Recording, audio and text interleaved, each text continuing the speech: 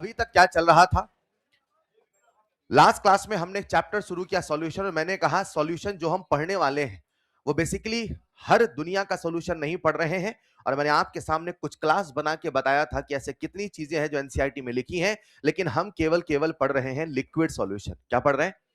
अब liquid solution हमने पढ़ना शुरू किया तो सबसे पहला शब्द आखिर सॉल्यूशन होता क्या है? मैंने कहा सॉल्यूशन जो कि होमोजेनियस मिक्सचर होता है जिसमें दो या दो से ज्यादा कंपोनेंट है, मगर एक शर्त है, आपस में रिएक्शन नहीं होनी। अगर रिएक्शन हो जाएगी तो कुछ नया बन जाएगा और फिर आपको उसका एक नया कंसेप्ट, एक नया एनालिसिस करना पड़ेगा। तो ठीक है साहब, हमने कहा कि सॉल्यूशन होता है, उसमें कोई सॉल्यूट होता है तो कोई सॉल्वेंट होता है। मैंने आपको यह पहचानना सिखाया कि कैसे पहचाने कौन है ए और कौन है बी। जहां तक मुझे याद है मैंने ए बोला था सॉल्वेंट को और बी बोला था सॉल्यूट को। चलेगा? अब हर सॉल्यूशन का अपना कंसंट्रेशन होगा।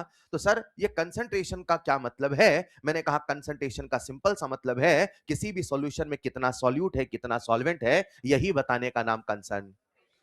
अब कंसंट्रेशन को बताएं कैसे, नापे कैसे, तो हम इस मैथमेटिकल दुनिया में उतर चुके थे। ये धीरे धीरे आप मेरे इस नए अंदाज में ढलोगे। मैं इस पूरे टॉपिक को एक फील मेथड से लेके चलता हूं, उस फील मेथड जैसे सिखाऊं वैसे सीखना है। चलेगा? तो सबसे पहले मैंने आपको मोलैरिटी डिफाइन किया। मैंने कहा मोलैरिटी यानी 1 लीटर सॉल्यूशन में सॉल्यूट के कितने मोल है। मैं हर चीज को चाहे पीपीएम हो चाहे कुछ भी हो सबको ऐसे ही डिफाइन करूंगा। सोचो अगर एक होता तो क्या होता। सवाल बनाने वाला 100 ml कह सकता है, सवाल बनाने वाला 1 लीटर बोल सकता है, 10-20 कुछ भी बोले, लेकिन मैं हमेशा कहां लाके सोचूंगा एक। क्या ये बात समझ पाते हैं? तो मैंने कुछ ऐसे कहा 1 लीटर सॉल्यूशन में सॉल्यूट के कितने मोल हैं, यही बताने का नाम मोलैरिटी है। मोलैरिटी के हमारे सामने 3 फॉर्मूले आ गए थे। मोलैरिटी का एक main formula number of moles of solute upon volume of solution in litre, और मोलैरिटी का दूसरा फॉर्मूला D/m इनटू 1000। एक बार 1000 था, एक बार 1000। इतनी बात हो चुकी थी, राइट? बढ़ूं आगे। आप सबके सामने है, नेक्स्ट क्लास का होमवर्क लिख लें। सबसे पहला होमवर्क रहेगा जितना अभी तक पढ़ाया ढंग से रिवाइज होना चाहिए, ढंग से रिवाइज होना चाहिए। लिख लेंगे number 1 revise till today's lecture, and number 2 आपको खत्म करना है आज ईएलपी नंबर 1। कुछ बच्चों से सवाल बनने लगेंगे, कुछ से नहीं बनेंगे, घबराना नहीं, अभी सवाल अटेम्प्ट करना, दोबारा जब बोलूंगा तो फिर सबसे बनने लगेगा। ELP number 1। उसके बाद आपको पता है कि आपका पेपर आ रहा है और पेपर का सिलेबस अभी से खत्म करना शुरू करें। और आपके पेपर के सिलेबस में फिजिकल केमिस्ट्री में जितना अभी तक हो चुका है वो सब आएगा, राइट? तो पहला टारगेट है आज से हम एटॉमिक स्ट्रक्चर को रिवाइज करना शुरू करें। एटॉमिक स्ट्रक्चर का नोट्स एक बार रिवाइज कर लीजिए और ईएलपी खत्म कर लीजिए। टारगेट है कल तक का। कल तक में आपकी ईएलपी एक बार हो जानी चाहिए। सर क्या हर सवाल करने हैं? कुछ सवाल ओरली होंगे, उनको करने की आवश्यकता नहीं है, लेकिन जो सवाल सॉल्व करना पड़े उन्हें सवाल को सॉल्व जरूर करेंगे। क्या मैं आज की क्लास शुरू करूं? चलिए, तो होमवर्क लिख लीजिए, फोटो खींच लीजिए, जो भी करना है कर लीजिए। होमवर्क कहां लिखते हैं? हाथ में, पीछे, सबसे पीछे रफ वाले पेज में, जहां दुनिया का सारा कचरा है वहीं पे। होमवर्क हमेशा आप ऊपर हेडिंग बार पे लिखेंगे या फ्रंट पेज पे लिखेंगे या ऐसी जगह लिखेंगे जहां आप घर जाके चेक कर पाए। वो पीछे वाले पन्ने पे नहीं करेंगे जहां दुनिया का सारा कचरा है। चलेगा? होमवर्क वहां लिखते हैं, अरे कचरा है वहीं लिख दो। अरे भाई साहब, सबसे जरूरी चीज है, हाँ या ना? चलिए प्यारे बच्चों, तो कहानी शुरू करते हैं, आप सबका ध्यान चाहिए। अच्छा, लास्ट क्लास में हम लोगों ने जब मोलैरिटी पढ़ा तो मोलैरिटी का फॉर्मूला आ चुका था number of moles of solute upon volume of solution litre. बोलो हाँ या ना? अच्छा सुनो ना, ये जो वॉल्यूम है ये टेम्परेचर पे डिपेंड करता कि नहीं करता? आपने शायद फिजिक्स में पढ़ा होगा कि जब टेम्परेचर बदला जाता है तो कई बार एक्सपांशन तो कई बार कॉन्ट्रैक्शन होता है। वॉल्यूम टेम्परेचर से बदलने वाली चीज है, यस और नो? अच्छा, एन का मतलब मोल है। अच्छा, मोल अपने आप में एक नंबर है। अच्छा, ठंडी में एक दर्जन में 10 होता है, गर्मी में 12। अच्छा, दर्जन क्या हमेशा ही 12 है? यानी नंबर मौसम टेम्परेचर के बदलने से बदलने वाला नहीं है।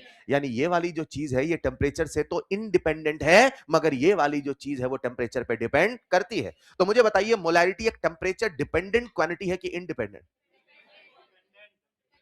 डिपेंडेंट मतलब डिपेंड करना, इंडिपेंडेंट मतलब स्वतंत्र होना। तो बताइए वो टेम्परेचर पर निर्भर करेगा कि नहीं करेगा?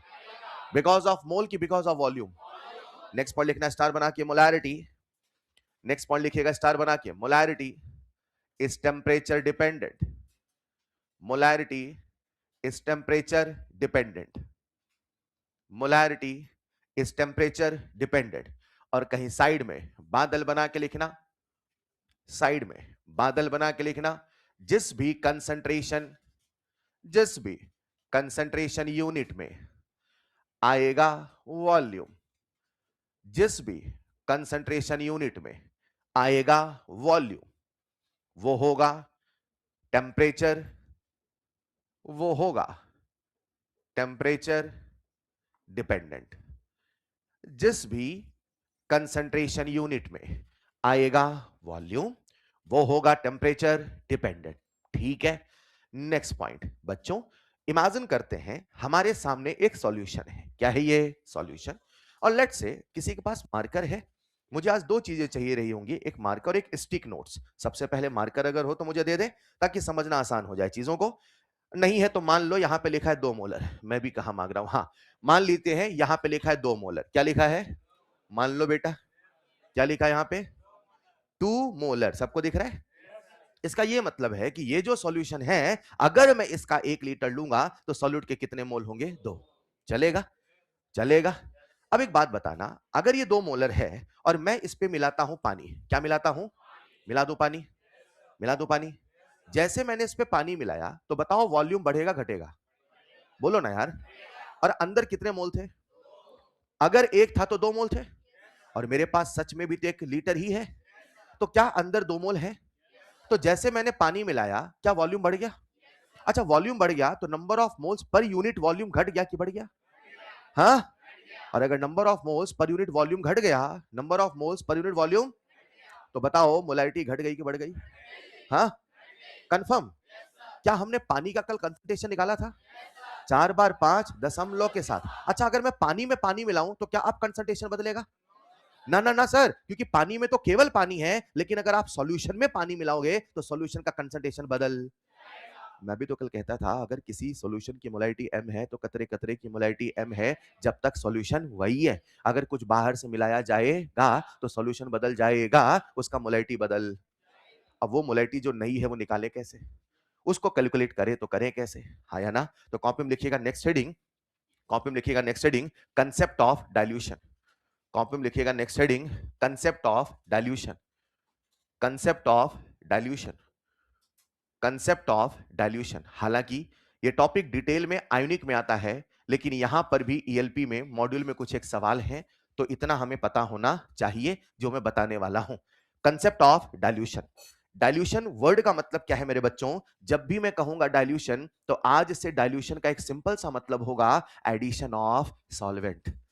Addition of solvent. हाँ, ये बात अलग है कि जाने अनजाने में हमारे इस पूरे चैप्टर में सॉल्वेंट कौन है? पानी। तो कई बार ऐसा सोच लिया जाता है पानी का मिलाना वही है डाइल्यूशन, पानी का मिलाना वही है डाइल्यूशन। लेकिन अगर कोई टेक्निकली मुझे डिफाइन करने को बोले तो मैं बोलूंगा डाइल्यूशन इज एडिशन ऑफ। चलेगा? अब जैसे जैसे पानी मिलाऊंगा, जैसे जैसे पानी, वैसे वैसे वॉल्यूम बढ़ता। क्या सबको कंसंट्रेशन का मतलब पता है? ये तो कंसंट्रेशन के मायने, लेकिन हमारे सिलेबस में जब भी कंसंट्रेशन बोला वो अक्सर मोलैरिटी ही माना। क्या मोलैरिटी का फॉर्मूला N/V है? जैसे जैसे पानी मिलाऊं वैसे वैसे वॉल्यूम बढ़ता, वैसे वैसे मोल, मोल बदलने वाला। अगर आपने एक बोतल में 2 चम्मच चीनी के मिलाए थे और आप ऊपर से पानी मिलाओगे तो चम्मच चीनी का बदलने वाला नहीं है, बदलेगा तो वॉल्यूम। बोलो हाँ या ना? जैसे जैसे पानी मिलाऊंगा वैसे, please imagination is the first thing in this chapter. जैसे जैसे पानी मिलाऊंगा वैसे वैसे वॉल्यूम बढ़ता। तो बोलो कंसंट्रेशन घटेगा कि बढ़ेगा? तो क्या मैं कह दूं जो सॉल्यूशन जितना ज्यादा डाइल्यूट होगा उसका कंसंट्रेशन उतना कम होगा? क्या उल्टा भी सोच पाओगे?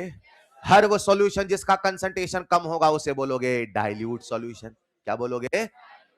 लिखते चलिएगा, वॉल्यूम के बढ़ने से, वॉल्यूम के बढ़ने से कंसंट्रेशन घटेगा। और यहां लिख देना लो कंसंट्रेटेड सॉल्यूशन, लो कंसंट्रेटेड सॉल्यूशन को ही कहते हैं, लो कंसंट्रेटेड सॉल्यूशन को ही कहते हैं डाइल्यूट सॉल्यूशन। ठीक है साहब, लो कंसंट्रेशन सॉल्यूशन को ही कहते हैं डाइल्यूट सॉल्यूशन। मसला ये नहीं कि जब हम पानी मिलाएंगे तो कंसंट्रेशन घटेगा, मसला ये है कि सर वो नया कंसंट्रेशन कितना होगा, सॉल्व कैसे करें, कंसेप्ट क्या बनाए। उसके पहले मैं आपको एक छोटा सा एनसीईआरटी का प्रैक्टिकल केमिस्ट्री का पार्ट बता दूं जो इसी चैप्टर में लिखा है। एनसीईआरटी कहता है कि जब भी कभी आप लेबोरेटरी में होते हैं और अगर कभी आप गलती से लेबोरेटरी गए हो और आपने वहां एक्सपेरिमेंट परफॉर्म करने की कोशिश की हो, तो हर एक्सपेरिमेंट में नया सॉल्यूशन बनाना होता है। जैसे आपकी केमिस्ट्री की लेबोरेटरी में मान लो ये H2SO4 का सॉल्यूशन रखा है और आपको इसी सॉल्यूशन से एक नया H2SO4 का सॉल्यूशन बनाना है, और मान लेते हैं इसकी मोलैरिटी है 1 मोलर, मान लेते हैं इसकी मोलैरिटी है। तो जब भी आप एक्सपेरिमेंट परफॉर्म करते हो, याद करो एक बीकर लेते थे, बीकर में थोड़ा सा मिलाते थे सॉल्यूशन, याद है? तो आपको हर एक्सपेरिमेंट के हिसाब से नया नया सॉल्यूशन बनाना। तो जो नया सॉल्यूशन बना रहे हो वो इसी सॉल्यूशन से बना रहे हो, और इस सॉल्यूशन को जिसे स्टैंडर्ड बोल रहे हो, जिसकी कंसंट्रेशन ज्यादा है, उसे बोलते हैं स्टॉक सॉल्यूशन। क्या बोलते हैं? जैसे बोलते हैं ना हमारे पास स्टॉक पड़ा है, स्टॉक का मतलब समझते हो ना, तो उसे ही बोलते हैं स्टॉक सॉल्यूशन। क्या बोलते हैं? स्टॉक। तो कोई मुझसे कहे व्हाट इज स्टॉक सॉल्यूशन, लिखिएगा next point, NCERT practical chemistry, solutions having high concentration, solutions having high concentration, ऐसे सॉल्यूशन जिनकी कंसंट्रेशन ज्यादा है, सॉल्यूशंस हैविंग हाई कंसंट्रेशन, इनको बोलते हैं स्टॉक सॉल्यूशन, इनको बोलते हैं स्टॉक सॉल्यूशन। तो जब भी कभी हम डाइल्यूट सॉल्यूशन बनाते हैं, एनसीईआरटी कहता है हम हमेशा स्टॉक सॉल्यूशन का हेल्प लेते हैं। जब भी कभी डाइल्यूट सॉल्यूशन बनाते हैं, एनसीईआरटी कहता है हम स्टॉक सॉल्यूशन का हेल्प लेते हैं, यानी कि हम स्टॉक सॉल्यूशन में क्या मिलाएंगे? पानी, और पानी मिला के जो सॉल्यूशन चाहिए वो बना लेंगे। बोलो डन। अब कैसे बनाते हैं वही सिखाने वाला हूं, बढ़ूं आगे। मान लो मेरे पास एक, सबका ध्यान बोर्ड पे, मान लो मेरे पास एक सॉल्यूशन है, मान लो। कोशिश करो ना कि अगले 1-1.5 घंटे हम जो सीखेंगे सब कुछ यही याद करें, कोशिश तो करो एक बार यार, मन लगाओगे सब आसान है मेरे भाई, थोड़ा तो मन लगाओ यार। मान लो मेरे पास एक सॉल्यूशन है, मान लो। अब अगर सॉल्यूशन है तो सॉल्यूशन में कुछ सॉल्यूट होगा, क्योंकि अगर सॉल्यूट है, अगर सॉल्वेंट है तो ही तो सॉल्यूशन है, और अगर सॉल्यूशन है सॉल्यूशन का कंसंट्रेशन होगा। अभी हमने कोई दूसरा कंसंट्रेशन तो नहीं पढ़ा, मगर मोलैरिटी तो पढ़ लिया है। मान लेते हैं सॉल्यूशन की मोलैरिटी है M1 मान लो, और मान लो इस सॉल्यूशन का वॉल्यूम है V1 मान लो। हमने इस सॉल्यूशन को किया डाइल्यूट, क्या किया? जब हम सॉल्यूशन को डाइल्यूट करेंगे तो बोलो वॉल्यूम बढ़ेगा कि घटेगा? हाँ, जब हम सॉल्यूशन को डाइल्यूट करेंगे तो क्या पानी मिलाएंगे? और जब हम पानी मिलाएंगे तो जितना वॉल्यूम पहले था उतना ही रहेगा कि बदलेगा? वॉल्यूम तो बदला है, सबको पता है, मुझे बताओ मोलैरिटी बदलेगा कि नहीं बदलेगा? मोलैरिटी, मोलैरिटी, मोलैरिटी बदलेगा, ये भी सबको पता है। बोलो नई मोलैरिटी कम होगी कि ज्यादा? कम, क्योंकि जैसे जैसे डाइल्यूशन करते जाएं वैसे वैसे वॉल्यूम बढ़ता जाए, number of moles per unit volume घटता जाए, यानी कंसंट्रेशन घटेगा। बोलो हाँ या ना? प्रश्न ये है कि जो नई वाली मोलैरिटी है वो होगी कितनी? वो होगी, हाँ ये सच है वॉल्यूम बदलेगा, हाँ ये सच है मोलैरिटी बदलेगा, लेकिन अंदर का जो मसाला है वो बदलने वाला। अगर आपने 2 चम्मच चीनी के मिलाए थे तो अंदर 2 चम्मच चीनी ही रहे। तो जब भी ऐसे सवालों को करते हैं, इन सवालों को करने का कंसेप्ट होता है, इन सवालों करने का कंसेप्ट होता है सॉल्यूट की मात्रा जो पहले थी, सॉल्यूट की मात्रा जो बाद है, वो दोनों को कर दो इक्वेट। क्या कर दो? सुनिएगा मेरे बच्चों, क्या सबको मोलैरिटी का फॉर्मूला याद है? क्या मोलैरिटी का formula? Number of moles of solute upon volume of solution in, क्या मैं यहां से मोल्स ऑफ सॉल्यूट निकाल लूंगा? Moles of solute molarity into, जब डाइल्यूशन नहीं किया उस समय जो मोल हुआ करते वो थे M1 V1। ये मोल डाइल्यूशन के पहले के कि डाइल्यूशन के बाद के? और डाइल्यूशन के बाद के मोल कितने होंगे? M2। देखने में अलग नजर आ रहा, मगर दोनों का प्रोडक्ट अलग होगा कि सेम? तो कर दो इक्वेट, M1 V1 बराबर M2। नहीं चलेगा? चलेगा। लिखिएगा नेक्स्ट पॉइंट, फिर डायग्राम बना लो, फिर लिखिएगा कंसेप्ट। ऐसे न्यूमेरिकल्स में, ऐसे न्यूमेरिकल्स में जो कांस्टेंट रहता है, ऐसे न्यूमेरिकल्स में जो कांस्टेंट रहता है, मैं अभी आपको simplest of the simplest case बता रहा हूं, जब हम आयोनिक में होंगे तो उसके अच्छे केस पढ़ रहे होंगे।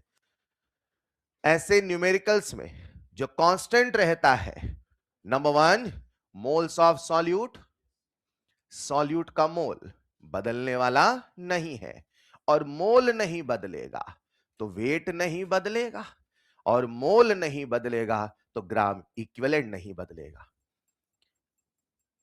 आज मैं कई बार एक शब्द बोलूंगा, ग्राम इक्विवेलेंट।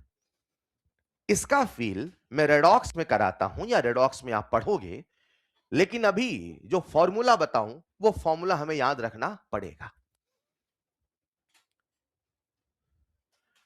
मैं कहना यह चाहता था कि जब भी आपको कभी डाइल्यूशन का सवाल करना हो, यानी पानी मिलाने का सवाल करना हो, आपके मन में तुरंत एक फॉर्मूला आ जाए, M1V1 बराबर M2V2।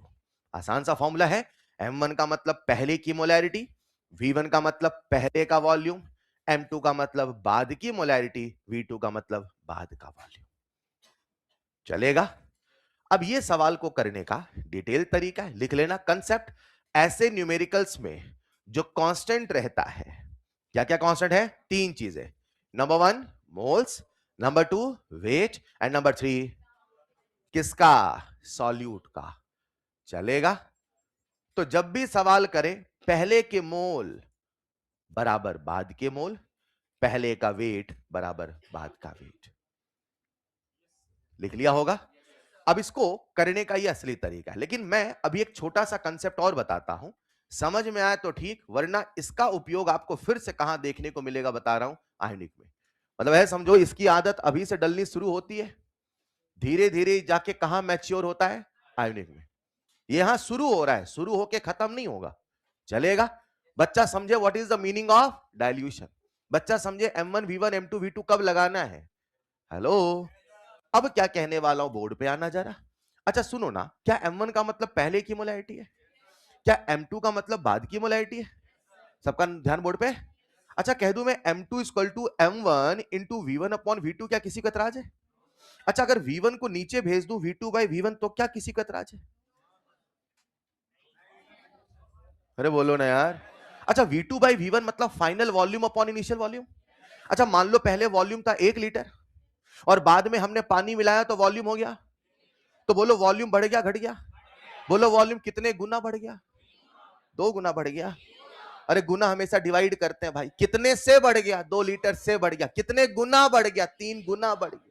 अरे यस, यानी मैंने कितने गुना डाइल्यूशन किया? अरे बोलो ना यार। तो क्या मैं कह दूं जो V2 बाई V1 है मेरे बच्चों, सरल भाषा में ये टाइम्स ऑफ डाइल्यूशन है। मेरी लोकल भाषा में कितने गुना डाइल्यूशन है। अच्छा जो M2 है उसे C2 कह दूं चलेगा? अरे कंसंट्रेशन ही तो मोलैरिटी है। अच्छा जो M1 उसे C1 कह दूं चलेगा? अच्छा V2 बाई V1 जो कि रेशियो x कह दूं चलेगा? अच्छा इस x का मतलब है कितने गुना डाइल्यूशन, हाँ या ना? यानी अगर कोई मुझे बोल दे इतने गुना डाइल्यूशन हुआ, मैं दन्न से नया वाला मोलैरिटी बता दूंगा, यस। अरे यस, मैंने कहा डाइल्यूशन हुआ 10 गुना, डाइल्यूशन हुआ तो नई वाली कंसंट्रेशन बराबर पुरानी वाली कंसंट्रेशन बटे 10, दैट्स इट। नहीं चलेगा। फील करो ना फॉर्मूले को फिर से, नई वाली कंसन इक्वल टू पुरानी वाली कंसन अपॉन कितने गुना? अरे हेलो, V1 दूंगा V2 दूंगा, गुना निकाल लोगे। ये आज आप इसमें अभी परफेक्ट नहीं होगे, लेकिन जब पीएच के सवाल आते हैं ये फॉर्मूला आपको हर वक्त बताएगा कितने गुना डाइल्यूशन किया, दन्न से C2 बराबर C1 अपॉन x। चलेगा? अभी लिखे रहो। तो हम सबके सामने उसी फॉर्मूले का एक मॉडिफाइड वर्जन है, C2 equal to C1 upon x।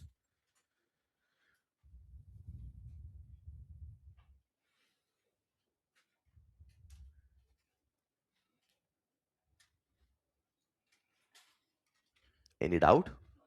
मैंने क्या सिखाया मन में समेट ले। सर ने कहा डाइल्यूशन का मतलब क्या है, सर ने कहा डाइल्यूशन होने पे होता क्या है, सर ने कहा डाइल्यूशन के सवाल करना कैसे है, सर ने कहा हवा में कर सकते हो, बस एक फॉर्मूला याद कर लो, C2 equal to C1 by x। चलेगा? बस शर्त है वो डाइल्यूशन का सवाल होना। आइए कुछ छोटे छोटे सवालों के माध्यम से इस कंसेप्ट को करते हैं। अच्छा सुनो जरा, अभी चल रहा कंसंट्रेशन यूनिट, तो बहुत सारी यूनिट है, मोलैरिटी, मोलैलिटी, नॉर्मेलिटी, दुनिया भर का। तो अभी मैं क्या करूंगा, कंसंट्रेशन यूनिट छोटे छोटे सवाल। चलेगा? कंसंट्रेशन यूनिट, और जब कंसंट्रेशन यूनिट खत्म होने वाला होगा फिर अपन हैवी सवाल करेंगे। चलेगा? तो पहला अपना फोकस है formula feel relation. Formula feel, मैं यहां जितनी यूनिट बताऊं क्लास में बेटा हर बच्चा 3 चीजों पे काम करे। फॉर्मूला फील, मोलैरिटी बोलते ही फील आ जाना, फॉर्मूला याद आ जाना और एक से दूसरा कैसे बनाए वो भी बताने वाला हूं, चलेगा? अभी तक सारी बातें क्लियर है? लिखिएगा एक छोटा सा सवाल आप सबके सामने स्क्रीन पे। 2 litre water is added 2 liter water is added to 1 liter of 2 liter water is added, दोबारा करें, 2 liter water is added to 1 liter of, movies बच्चे 4 बार देख सकते हैं तो पढ़ क्यों नहीं सकते? is added to 1 liter of 2 molar NaOH solution is added to 1 liter of 2 molar NaOH solution। रुक जाओ, पहले फील कर लो, फील आ गया? NaOH solution कितना लीटर है? पहले सब समझ में आया, अंग्रेजी समझ में नहीं आई है ना? पहले कितना लीटर है? पहले कितना लीटर है? अरे 2 लीटर तो पानी मिला रहे बेटा। अच्छा हाँ हाँ पानी, आंख बंद करके मत पढ़ो। पहले कितना लीटर था? उसकी मोलैरिटी कितनी थी? अब उसमें क्या मिलाया? कितना लीटर? तो क्या ये डाइल्यूशन का सवाल है? हाँ है ना? फॉर्मूला किसका लगाऊंगा? फोर्स का, डाइल्यूशन का। Then calculate concentration after dilution, then calculate concentration after dilution.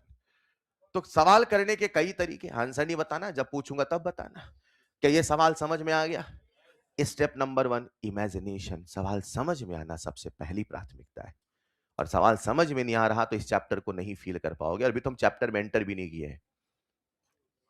Concentration unit mole concept में भी पढ़ाया जाता है, मैं आपको बता दूं। कंसंट्रेशन यूनिट सॉल्यूशन का हिस्सा नहीं है ना। कंसंट्रेशन यूनिट वो कंसेप्ट है जो चैप्टर को पढ़ने के लिए पता होना, मतलब कह दो बेसिक कंसेप्ट बिफोर सॉल्यूशन है, इनमें अपने को पारंगत होना है। तो साहब डाइल्यूशन है, यस, फॉर्मूला लगा दो m1 v1 बराबर m2 v2। हाँ, करने का दूसरा तरीका मैं ऐसे कर रहा हूं। पहले मोलैरिटी कितनी थी साहब? 1। पहले मोलैरिटी कितनी थी? वॉल्यूम कितना था? अरे गड़बड़ हो गई यार, वॉल्यूम यहां मैंने इधर लिख दिया। अच्छा बाद वाली मोलैरिटी पता है क्या? नो, नहीं पता है ना। अच्छा बाद वाला वॉल्यूम पता है क्या? 2 लीटर। सर इतना गणित तुम्हें भी आता है, 2 लीटर मिलाऊंगा 3 हो जाएगा, है ना? 2 का 3 मिला दो, कोई समस्या तो नहीं? अच्छा क्या मोलैरिटी निकाल लोगे? कितना आ गया? 2/3। अच्छा सुनो ना, क्या इस सवाल को अपन उस हवा हवाई मेथड से नहीं कर सकते थे? यस, हवा हवाई, यस। कैसा था फॉर्मूला बोल दो? C2 = C1/x। नई वाली कंसंट्रेशन बराबर पुरानी वाली कंसंट्रेशन अपॉन कितने गुना डाइल्यूशन। यार यस, हवा बनेगा। पहले कंसंट्रेशन कितना था? 2। पहले लीटर कितना था? 1। और अभी नया वॉल्यूम कितना है? 3। तो कितने गुना डाइल्यूशन? 3। सीधे कह दो ना 2/3 मोलर। कोई मुझे 2/3 मोलर का फील बता दे, कोई मुझे 2/3 मोलर का फील बता दे। पहले हाथ में टैटू बनाओ, लिखो यहां पे अगर, लिखो अगर। एक बार में तो याद ही नहीं होगा ना आपको। पहली शब्द क्या बोलना है? अगर। सॉल्यूशन है 1, तो उसमें सॉलिड कितने मोल है? 2/3। चलेगा? नहीं चलेगा। अच्छा 2 लीटर है तो 2 × 2/3 है ना? चलेगा बेटा? लिखो एक और सवाल, लिखो एक और सवाल। Calculate amount of, calculate amount of water, calculate amount of water added, calculate amount of water added to 500 ml, to 500 ml 2 molar, to 500 ml 2 molar NaOH solution, 500 ml 2 molar NaOH solution, so that its concentration becomes, so that its concentration becomes 0.5 molar. आसान है बच्चों, सवाल करते चले, जवाब देते चले। सबसे पहले टॉपिक पहचानो, क्या ये डाइल्यूशन का सवाल है? यस, पानी मिलाना मतलब डाइल्यूशन। अब डाइल्यूशन के मेरे जहन में सारे कंसेप्ट आ जाने चाहिए। पहला कंसेप्ट m1 v1 बराबर m2 v2, और दूसरा कंसेप्ट अगर किसी बच्चे को याद हो गया तो ठीक है, C2 = C1/x। आज हो सकता है ये ना याद हो, मगर आयोनिक में आप इसी को सबसे बड़ा रामबाण मानोगे, भाई साहब यही हमारे सवाल आसान करेगा। चलेगा? अभी आदत पड़ जाएगी तो ठीक है। C2 = C1/x। आओ जरा, पहला तरीका, क्या मुझे पहले की मोलैरिटी पता है? यस। क्या मुझे पहले का वॉल्यूम पता है? यस। क्या मुझे बाद की मोलैरिटी पता है? नो। पता है क्या? यस। क्या मुझे बाद की मोलैरिटी पता है? यस। क्या मुझे बाद का वॉल्यूम पता है? नो। तो इसको सॉल्व करूंगा तो वॉल्यूम कितना आएगा?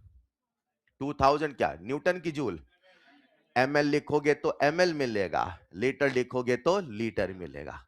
तो आपने V1 क्या लिखा? 500 ml, तो 2000 क्या मिलेगा? ml। क्लियर है? अब आंसर तो मेरा 2000 आ गया, तो सवाल कह रहा है calculate amount of water, answer will be 2000। Sir ये समझना है, इस फॉर्मूले में हमेशा फाइनल वॉल्यूम आता है, लेकिन आपसे फाइनल वॉल्यूम नहीं पूछा, पूछा कितना पानी मिलाऊं। तो स्वाभाविक सी बात है यार, अगर पहले वॉल्यूम 500 था, नया वॉल्यूम 2000 है, तो कितना पानी मिला दूं, कितना पानी मिला दूं? बच्चा बच्चा बता देगा 2000 माइनस 500 एंड आंसर इज 1500। क्या मैं इस सवाल को उस मेथड से कर सकता हूं? आओ एक बार चेक कर लेते हैं, देखते हैं कितने बच्चे सोच पाते हैं। सबसे पहले फॉर्मूला ढंग से याद हो, आपको फॉर्मूले में हर एक शब्द का मतलब पता हो। तो C2 equal to C1 upon x, इस फॉर्मूले का मतलब क्या है? इसका मतलब है नई वाली कंसंट्रेशन, इसका मतलब है पुरानी वाली कंसंट्रेशन, इसका मतलब है कितने गुना डाइल्यूशन। तो C2 मैंने कितना रखा मेरे बच्चों? 0.5। C1 कितना दे रखा है? 2। क्या यहां से x की वैल्यू आ गई? x की वैल्यू 2 अपॉन 0.5 यानी हाफ, यानी कितना आ गया? 4। यानी ये प्रश्न मुझसे क्या कह रहा है कि अगर तुमको ये वाला कंसंट्रेशन चाहिए तो तुमको डाइल्यूशन करना पड़ेगा 4 गुना, तुमको डाइल्यूशन करना पड़ेगा। क्या इसको फील कर पा रहे हो? तो पहले वॉल्यूम कितना था? 500। तो नया वाला वॉल्यूम 500 इंटू 4 यानी 2000। तो बोलो मेरे प्यारे बच्चों कितना पानी हमने मिलाया है? पानी मिलाया है 2000 minus 5 and answer again is, अरे बोलो यार। फॉर्मूले लगाते समय उनके बीच में इन्वॉल्व चीजों को पहले ढंग से याद करना पड़ेगा। Is this clear?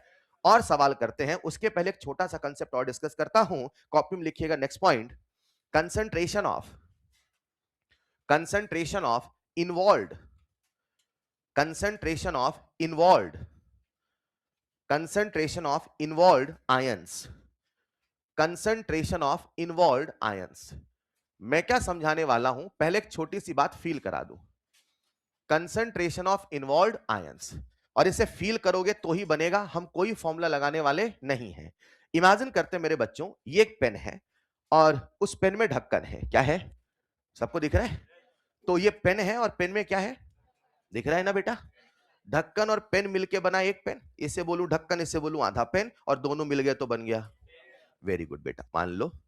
अब ये जैसे पानी में जाता है, जैसे पानी में, तो ये अपने पार्टिकल, अपने कांस्टेंट पार्टिकल में टूट जाता है, जैसे कि NaCl, जैसे कि LCl3, जैसे कि MgSO4, राइट? तो जैसे इस पेन को मैंने डाला पानी में, कहां डाला? थोड़ा सोच के जवाब देना, मैंने कहां डाला? तो क्या ये टूट गया? अब एक पेन डाला तो कितने ढक्कन आएंगे? अच्छा, एक पेन से 2 ढक्कन आ जाएंगे। पानी पी लूं मैं एक बार? ऐसे आंसर देते हो ना, मतलब कहां से ऐसे आंसर देते हो? खैर, अगर मैं इस पेन को पानी में डाल देता हूं और मान लो ये पेन टूट जाता है, तो बोलो अंदर कितने ढक्कन आएंगे? ठीक। अच्छा 10 पेन डाले तो? अरे वाह। अच्छा 1 मोल पेन डाले तो?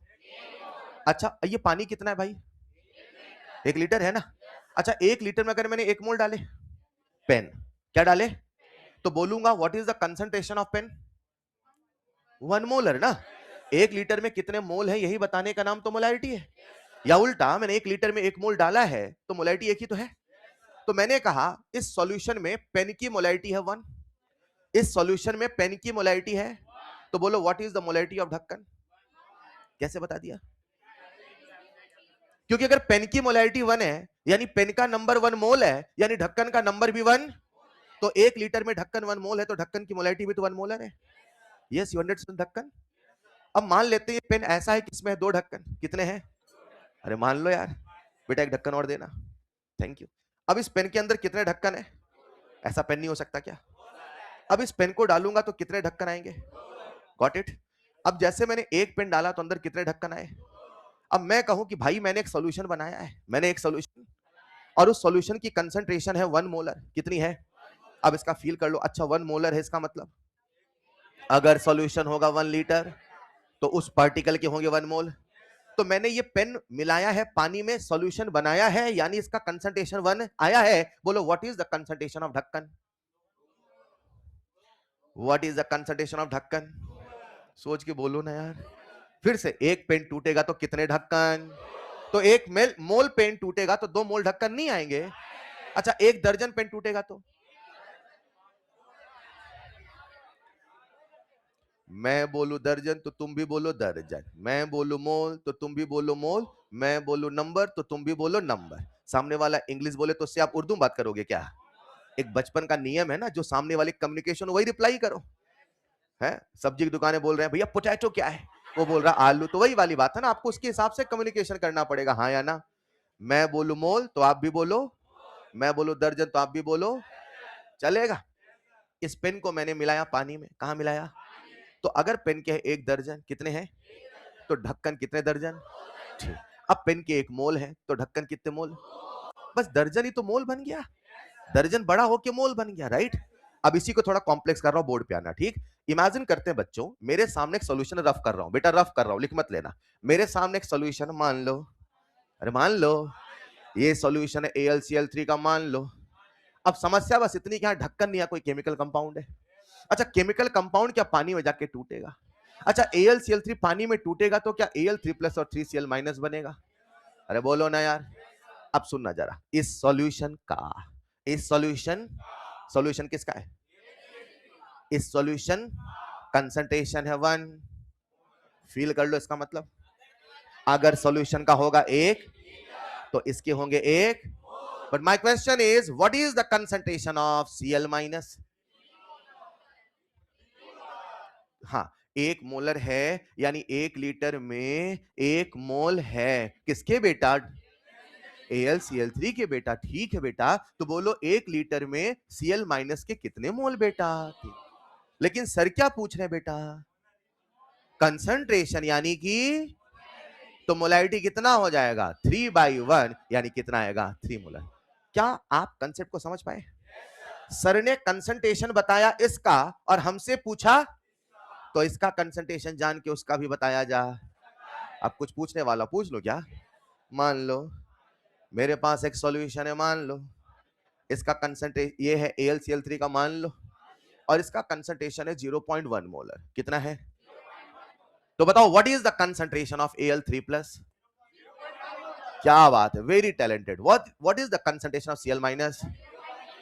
Very talented. आसान है क्या? क्या इसी को सवाल बना के दे दूं? अब लिखो फिर एक सवाल, ये हेडिंग लिख लिया, एक सवाल लिखना। सवाल में अपने सामने एक सॉल्यूशन है और सॉल्यूशन है FeCl3 का, सॉल्यूशन है FeCl3 का, और FeCl3 का कंसंट्रेशन दे रखा है m/30।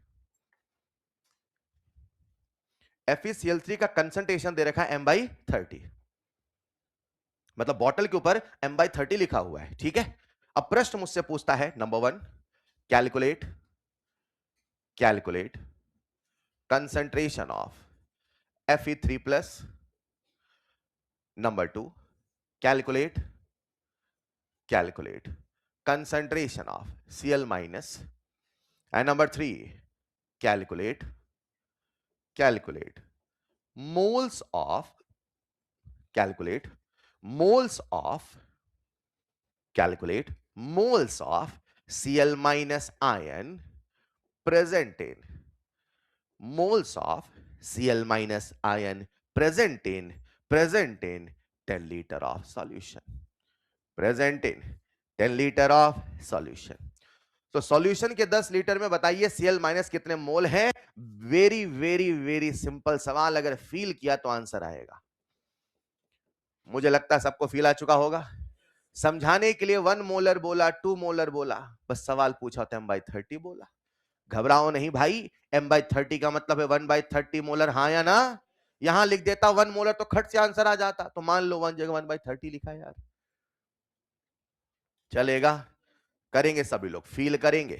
सबसे पहला स्टेप फील करना सीखिए, m/30, इसे कह दोगे 1/30 m।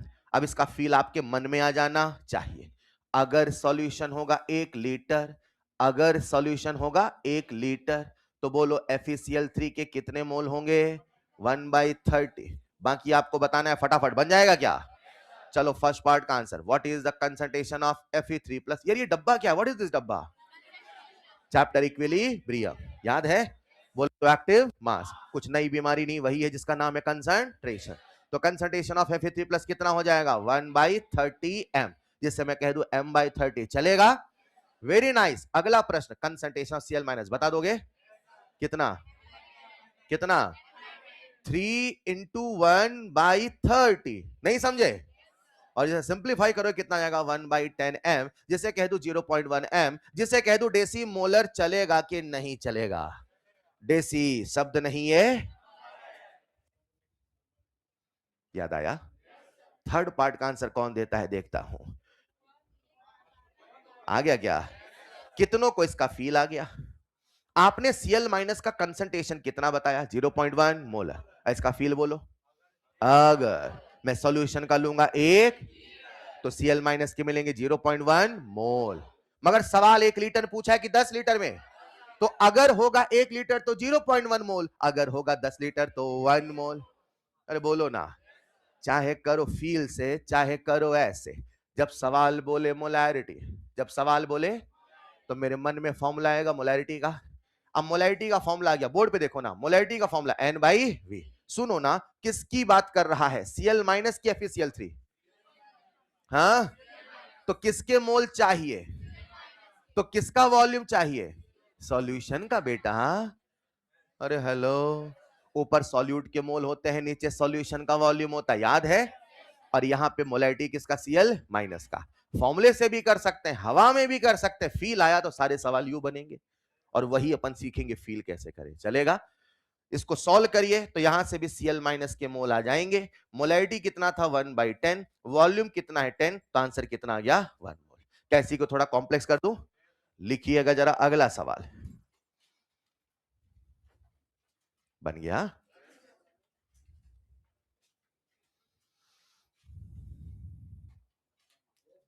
बोलू? लिखिएगा अगला सवाल। 106 grams of 106 grams of sodium carbonate, 106 grams of sodium carbonate is dissolved in 500 ml solution, is dissolved in 500 ml solution। Fill आ गया? कितना ग्राम? 106 ग्राम। कितने ml में? 500 ml। तो क्या मैं ग्राम से मोल निकाल लूंगा? उसके लिए मुझे मॉलिक्यूलर वेट पता होना चाहिए। In 500 ml solution, then calculate number 1 concentration of solution, number 2 concentration of Na plus ion, and number 3 concentration of carbonate ion। number 3 concentration of carbonate ion। आओ एक बार सोडियम कार्बोनेट का मॉलिक्यूलर वेट निकाल लेते हैं। Sodium का होता है 23, तो कितने सोडियम है 2, तो 23 दूना 46, कार्बन कितना 12, ऑक्सीजन कितना 16, 16 तिया 48, 48 और 12 60, 60 और 46 कितना आएगा 100। चेक करो भाई। अरे मन में लड्डू फूटा क्या? अब तो सवाल हवा में बनना चाहिए, सवाल हवा में बनना चाहिए।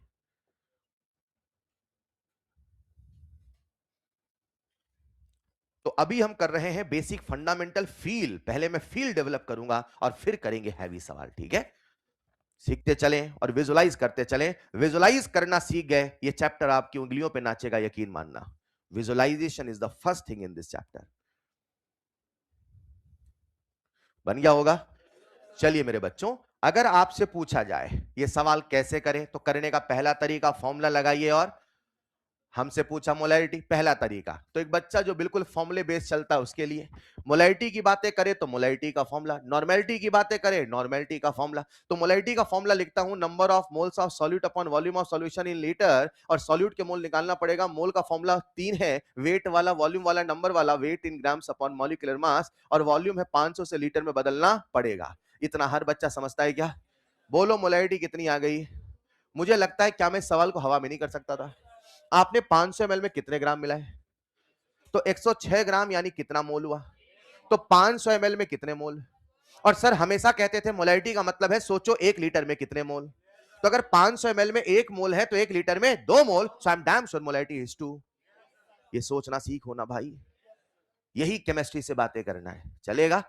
कि 500 ml में 1 मोल है, तो साहब 1 लीटर में कितना होगा? 2 मोल, और 1 लीटर में जितने मोल होंगे उसी का नाम है molarity. What is molarity? 1 litre में सॉल्यूट कितने मोल है, यही बताने का नाम मोलैरिटी। बोलो डन। अच्छा, किसकी मोलैरिटी आई? सॉल्यूशन किसका था, चीनी का कि नमक का? ये हमेशा अपने आप से बातें करिए। आपने किसके मोल लिखे? Na2CO3 के। अरे बोलो यार। तो अभी सॉल्यूशन की जो कंसंट्रेशन आया है, आपने किसका बताया है? Na2CO3 का। तो क्या हर बच्चा मुझे सोडियम का और कार्बोनेट का बता देगा? बताइए साहब, Na+ का कंसंट्रेशन 2, दुगुना, 2 गुना, है ना? तो answer will be 4 molar. Very nice. क्या कार्बोनेट आयन का भी बता दोगे? कितना मोलर? बोलो, आसान है। अब एक सवाल पूछता हूं, हवा में बताना। क्या कंसंट्रेशन कार्बोनेट का पता चल गया? कितना है? अब इसको फील कर लो। दो, ये तुरंत आना चाहिए। 2 मोलर का फील क्या? अगर सॉल्यूशन लूंगा 1, तो कार्बोनेट के मिलेंगे 2। Done done. एक सवाल पूछूं क्या? मैंने लिए सॉल्यूशन के 10 लीटर, कितने लिए? तो बोलो कार्बोनेट के कितने मोल? पक्का? और अगर कार्बोनेट के हैं 20 मोल, तो बोलो सोडियम कार्बोनेट के होंगे कितने मोल? अरे इसका होगा 1 मोल तो इसका भी, तो उल्टा इसका होगा 1 मोल तो इसका होगा, इसका होगा 20 मोल तो इसका होगा। कल को मैं जब अच्छे सवाल करूंगा तो क्या कार्बोनेट आयन की जानकारी देके सोडियम कार्बोनेट का कंसंट्रेशन पूछ सकता हूं? तो उल्टा सोचना भी सीखना है, यही सीखने का नाम तो साइंस है यार। ये चलना सीख गया, अब ये चलना सीखो। चलेगा? दे दूं अगला सवाल। अगला सवाल आप सबके सामने स्क्रीन पे लिखिएगा। Calculate the number of molecules, calculate the number of molecules present in 100 ml of, calculate the number of molecules present in 100 ml of 1 molar, 100 ml of 1 molar H2C2O4 solution, 100 ml of 1 molar H2C2O4 solution। फॉर्मूले से करें, feel से करें, दोनों method. सबसे पहले feel कर लो। क्या सॉल्यूशन की मोलैरिटी 1 मोलर है? यस। इसका फील क्या है? इसका फील जो मेरे मन में आना चाहिए, मैं आपके लिए लिख रहा हूं ताकि हर बच्चा ढल जाए। इसका फील है अगर सॉल्यूशन होगा 1 लीटर, अगर सॉल्यूशन होगा तो सॉल्यूट होगा 1 मोल। 1 लीटर का मतलब है 1000 ml, तो मैं इसको ऐसे भी कह सकता हूं, अगर सॉल्यूशन होगा 1000 ml तो सॉल्यूट होगा 1 मोल। सर ने हमसे 1000 ml में पूछा है कि 100 ml में, और अगर सर ने हमसे 100 ml में पूछा है तो मतलब ये हुआ अपॉन 10, तो ये भी होगा अपॉन 10। एक लाइन में आंसर आएगा। मैं आपके लिए लिख रहा हूं, ये लिखने की आवश्यकता नहीं पड़ती। मैं तो ऐसे करूंगा, अच्छा मोलैरिटी 1 है मतलब 1 लीटर में 1 मोल है, यानी 1000 ml में 1 मोल है, यानी 100 ml में 0.1 मोल है। नहीं चलेगा। और अगर मुझे मोल पता चल गया तो क्या मैं वेट बता दूंगा? अरे मोल के कितने फॉर्मूले थे? वेट वाला, वॉल्यूम वाला। तो मोल पता चला तो वेट पता चला, मोल पता चला तो वॉल्यूम पता चला, मोल पता चला तो नंबर पता चला। नहीं चलेगा। मोल निकाल लो, उसके बाद जो पूछा वो निकाल लो। अच्छा अच्छा, क्या मैं सवाल को फॉर्मूले से कर लूंगा? अगर किसी बच्चे को फॉर्मूले से करना है तो वो कैसे करेगा? बोलो साहब, किसकी बातें किया है? मोलैरिटी की। मोलैरिटी की बातें करेगा तो मोलैरिटी का फॉर्मूला। बोलो ना यार, मोलैरिटी की बातें करेगा तो। कई बार ऐसा होगा सवाल समझ में नहीं आएगा, आप तो बस एक नियम बना लो, जिसकी बातें किया वो फॉर्मूला लिखो, अपने आप रास्ते बनने लग जाएंगे। चलेगा?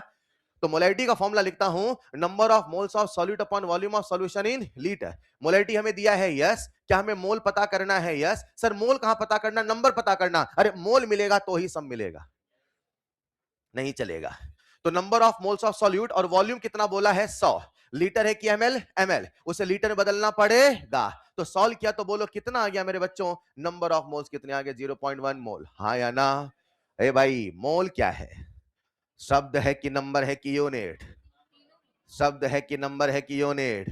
मोल शब्द भी है, मोल नंबर भी है, मोल यूनिट भी है। SI unit of amount of substance is mole. बस यूनिट को लिखते हैं मोल। मोल नाम है मोले, यूनिट है मोल। अरे मोल ही है भाई, बोलने के लिए ऐसा बोल रहे हैं। जैसे किलोग्राम तो किलोग्राम बोलते हैं ना, बच्चा समझ ही नहीं पाता नाम और यूनिट में अंतर क्या है। तो मैंने कहा अंतर के लिए इसका नाम है मोले और यूनिट है मोल। दोनों ही मोल है, अरे चलेगा, बस आप याद रखने के लिए कि यूनिट क्या है और नाम क्या है, ई लिखा है ना, इसलिए चलेगा। सच में इसका भी प्रोनाउंसिएशन मोल है और इसका भी प्रोनाउंसिएशन मोल है। तो कभी भी अगर लास्ट में यूनिट लिखते हैं एमओएल लिखते हैं, मगर इसका नाम क्या है, M O L E, that is the SI unit of amount of substance. तो व्हाट इज मोल? शब्द भी है, नंबर भी है, और तो जहां जैसा यूज हो यूज कर लीजिए। आज उसने आपसे क्या पूछा है, नंबर, तो 0.1 मोल को कह दूंगा 0.1 Na, इसे कह दूंगा 0.1 इंटू 6.022 इंटू 10 की पावर 23। यस, लिखते चले। दे दूं क्या अगला सवाल? अगला सवाल आपको करना है, दे दूं क्या? क्या इस सवाल को हमने फील भी कर लिया, फॉर्मूले से भी कर लिया?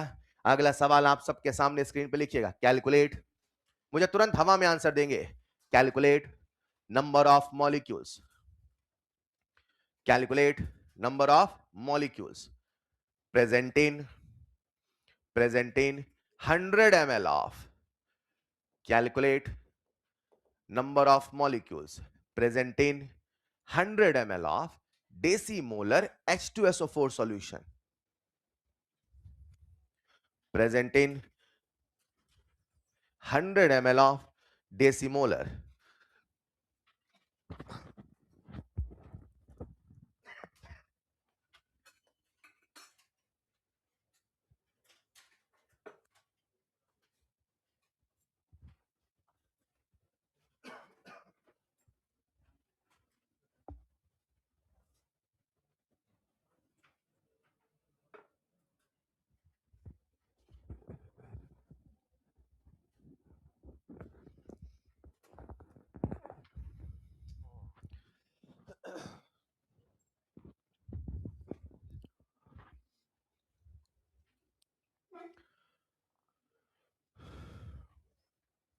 बन गया होगा?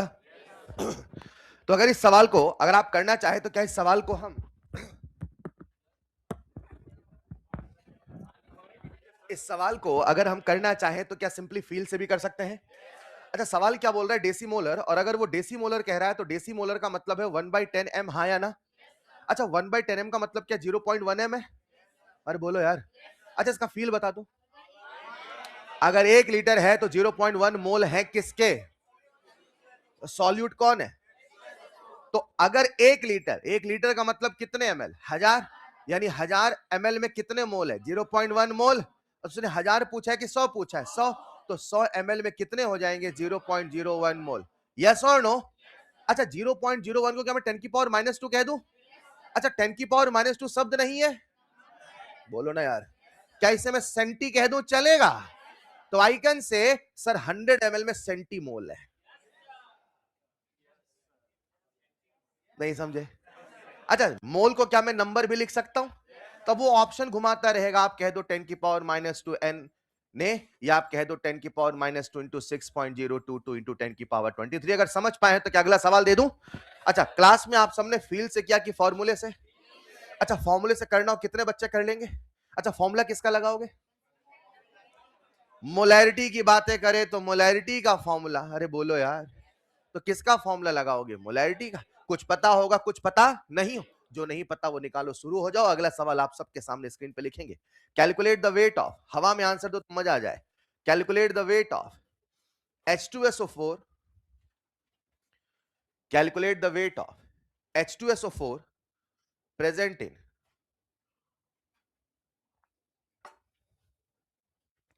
Calculate the weight of H2SO4 present in 1 litre of 1 millimolar H2SO4 solution. आराम से सोचिए, ऑब्जॉर्व करिए, बहुत बढ़िया। वेट पूछा है अब बच्चों, अब मोल नहीं पूछा, क्या पूछा है? वेट। मगर मोल एक ऐसी कड़ी है जो वेट को भी जोड़ती है, वॉल्यूम को भी जोड़ती है, नंबर को भी जोड़ती है। हवा में करें, फील करें, वही मैं सिखाना चाहता हूं जो हमें आगे बहुत काम आएगा। ऑफ कोर्स फॉर्मूले से तो बन ही जाएगा। Calculate the weight of H2SO4 present in 1 litre of 1 millimolar H2SO4 solution, बन जाएगा? आओ, कितने बच्चों ने आंसर सोच लिया? अब जो लोग नहीं सोच पाए प्लीज फॉर्मूले से करो, कोई तो मेथड लगाओ, अब आंसर लाओ। नहीं आया फील सर, आंसर तो लाएंगे हम, जिद है, आंसर तो लाएंगे। फॉर्मूला किसका लगाओगे? फोर्स का कि मोमेंटम का कि मोलैरिटी का? करो करो, लगाओ मोलैरिटी का फॉर्मूला, कुछ निकालो, कुछ पता है? आंसर तो मुझे सबका चाहिए, चाहे फील से चाहे फॉर्मूले से। अब हम क्या कर रहे हैं वो बताता हूं। सल्फ्यूरिक एसिड का मॉलिक्यूलर वेट नहीं पता क्या? ये तो सबको याद रहता है यार, 98। और कुछ एक गिने चुने कंपाउंड इनका याद कर लो। सोडियम हाइड्रोक्साइड का मॉलिक्यूलर वेट कितना? जिनको नहीं याद है याद कर लो। Sodium hydroxide 40, H2SO4 98, glucose 1। ये कॉपी में लिख ले। ग्लूकोज कितना? 180। और अगर कभी सवाल बोले सुक्रोज, तो सुक्रोज कितना? 342। एक सवाल और आता है जब बोलेगा आपसे यूरिया। अगर कभी सवाल बोले यूरिया, हाँ लिखना है बेटा, लिखना है। यूरिया का मॉलिक्यूलर वेट कितना होता है? 60। इस चैप्टर में कंपाउंड और इस्तेमाल होता है, उसका नाम है इथाइलिन ग्लाइकोल।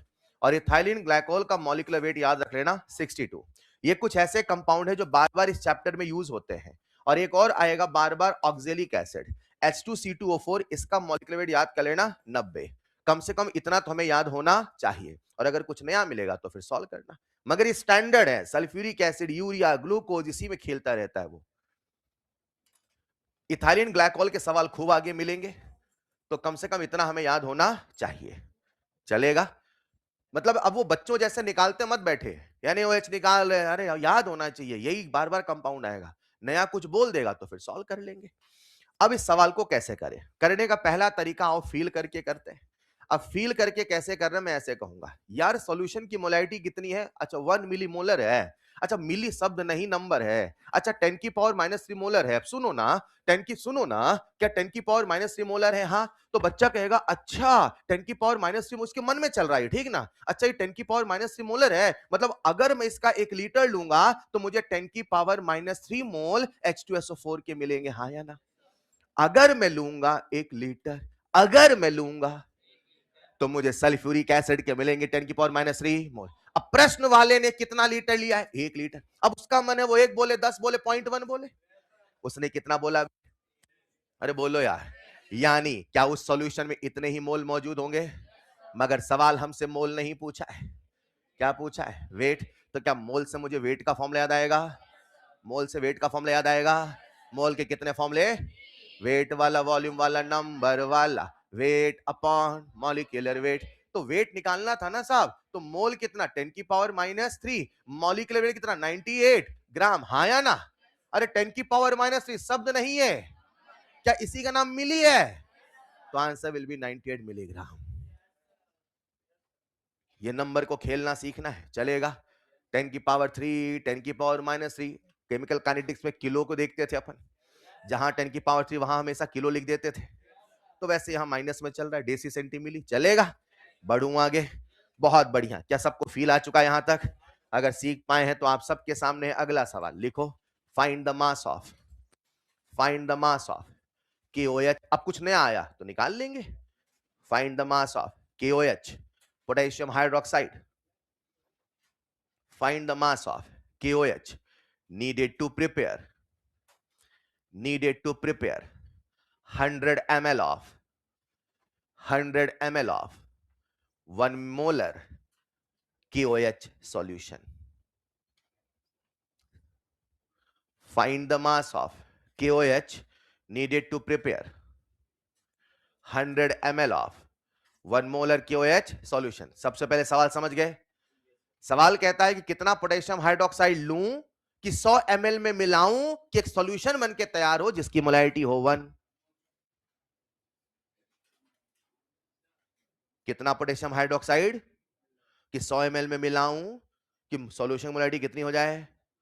अब दो बातें, या तो बच्चे को फील आएगा या तो फील, और फील नहीं आएगा तो उसने क्या कसम खाई है? मोलैरिटी की बातें करेगा, मोलैरिटी का फॉर्मूला, नॉर्मेलिटी की बातें करेगा, नॉर्मल।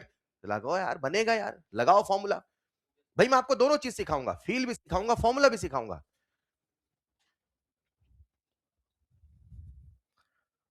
आज से कई साल पहले एक रिसर्च हुई थी। रिसर्च हुई थी उन सभी बच्चों के साथ जो कई अलग अलग यूनिवर्सिटीज में टॉपर थे और पहुंचे थे। उन सब में एक चीज देखी कि वो ये कि आप जितने अलग तरीके से सोच सकते हैं आप उतना अच्छा करते हैं। आप एक ही रास्ते में नहीं चल सकते। You have to be multi dimension. सोचने की कला से फील भी सीखो, फॉर्मूला भी सीखो, ट्रिक भी सीखो। चलेगा? आइए आप सबके सामने, क्या सभी बच्चों ने आंसर ला लिया? कितने बच्चों का आंसर आ चुका है? रेज योर हैंड जल्दी से। फॉर्मूला किसका लगा? फोर्स का कि मोमेंटम का? मोलैरिटी का फॉर्मूला बोलो, number of moles of solute upon volume of solution in litre. Molarity पता है, यस। मुझे मोल पता नहीं है, यस। मुझे वॉल्यूम पता है, यस। 100 ml को लीटर में बदलना पड़े, बोलो यहां से मोल कितने आ गए? 0 पॉइंट।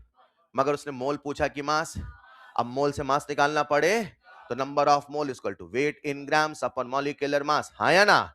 अच्छा, पोटेशियम हाइड्रोक्साइड का कितना हुआ? 39 और 1 40 और कितना 56। अरे बोलो भाई, यानी कि यहां से वेट कितना आ चुका है? 0.1 इंटू 56 एंड आंसर इज 5.6। मैं तो ऐसे करूंगा, जानते हो कैसे? आओ एक और तरीका सोचते हैं, बस सोचना है, एंजॉय करो ना मेथड को। आइए, आपका दिमाग अपने आप ढल जाएगा, घबराइए नहीं। यहाँ पे दो सिचुएशन, कुछ बच्चे यार ये फील कैसे करते हैं, बिलीव मी आने लगेगा आपको, मत सोच घबराओ। अरे हेलो, पर हम वहां रुक नहीं सकते ना कि बच्चे पहले फील कर लो तब आगे बढ़े। नहीं, मुझे पता अपने आप आने लगेगा, सुनते रहिएगा। आइए, मैं कहूंगा अच्छा मुझे एक मोलर बनाना है। क्या बनाना है? क्या बनाना है? अच्छा, एक मोलर का फील बोलो। हाँ, बस अगर के आगे ही बोलना बेटा, है ना? अगर 1 लीटर सॉल्यूशन है तो 1 मोल KOH है, हाँ या ना? बच्चे ने अगर बोलना सीखा, आगे बोला अगर। अगर क्या आगे बोलना है? अगर 1 लीटर सॉल्यूशन है तो 1 मोल KOH है।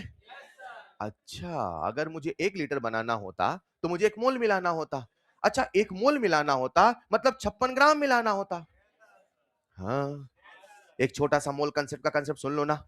जिस भी सब्सटेंस का जो मॉलिक्यूलर वेट है, जिस भी सब्सटेंस का जो मॉलिक्यूलर, जब उसका 1 मोल लिया जाएगा उतना ही वेट ग्राम में आएगा। पानी का मॉलिक्यूलर वेट 18, पानी का मॉलिक्यूलर वेट, फील करो ना, पानी का मॉलिक्यूलर वेट 18, पानी का मॉलिक्यूलर वेट चलेगा?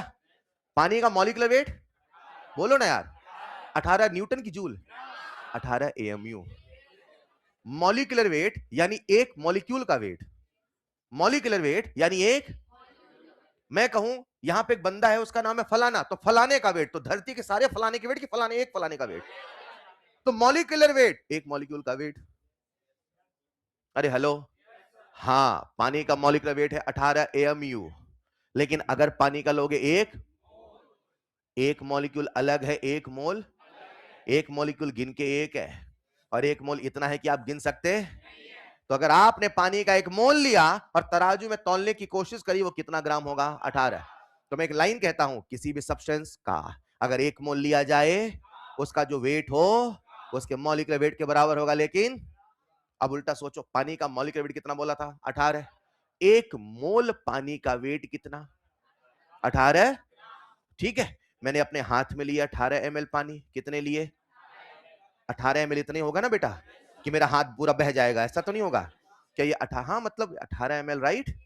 अच्छा, 18 ml लेने थे, 18 ग्राम। अरे पानी का 1 ml 1 ग्राम है, क्या मेरे हाथ में 18 ग्राम पानी है? अच्छा, अंदर सल्फ्यूरिक एसिड भी है क्या? किसके मॉलिक्यूल है? बोलो, पानी के कितने मॉलिक्यूल है? अभी तो बोल रहे थे 1 मोल का वजन है 18 ग्राम, तो उल्टा कैसे पढ़ोगे?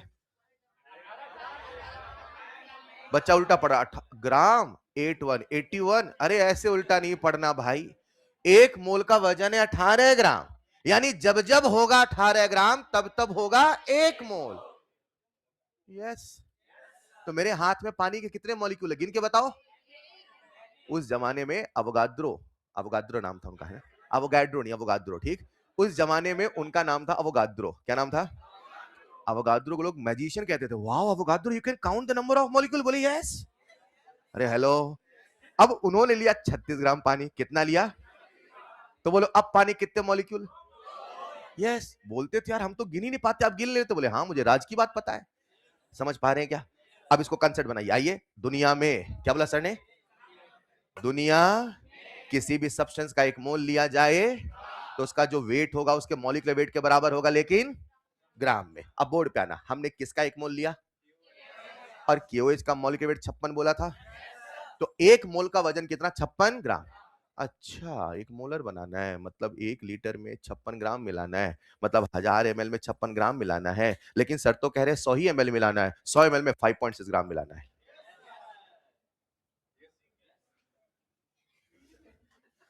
चुल्लू भर पानी था अभी हाथ में। हाँ, 1 मिनट बेटा।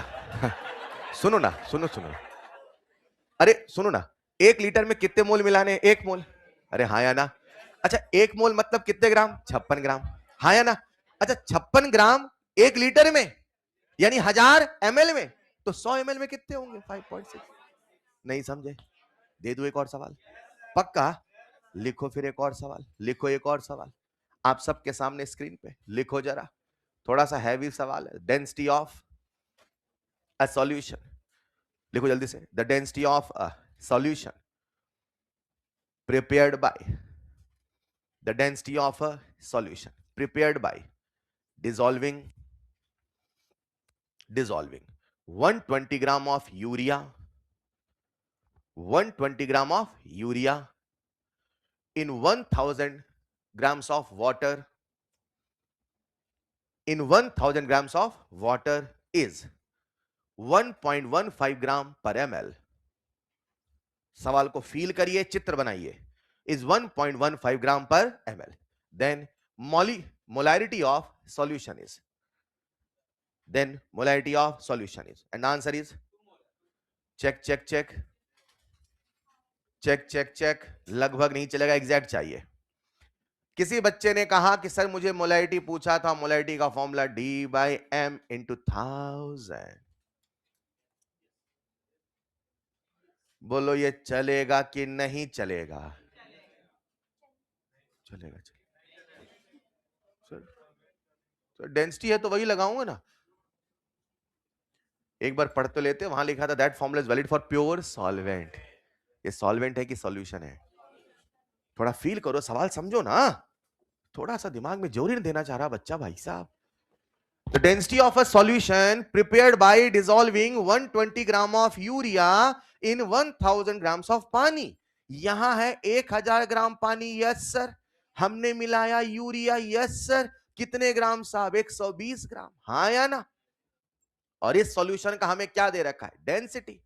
अब बच्चा लगा फील करने में, या तो फील आएगा या तो फील नहीं आएगा। और फील नहीं आएगा तो भैया मन में फॉर्मूला तो आएगा। अरे बोलो, फॉर्मूला आ रहा है, ऐसा थोड़ी फोर्स मोमेंटम का है। अब फॉर्मूला बताओ, क्या सबको मोलैरिटी का फॉर्मूला याद है? बोलो ना यार। मोलैरिटी का फॉर्मूला बोलो, क्या लिखोगे?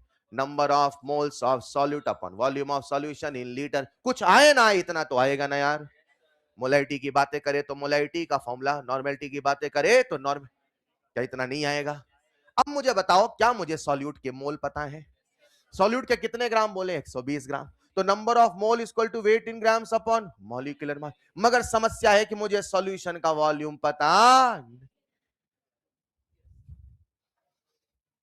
सॉल्यूशन का वॉल्यूम पता। तो सॉल्यूशन का वॉल्यूम क्या मैं 1 लीटर मान लूं? तो सॉल्यूशन का वॉल्यूम मुझे निकालना।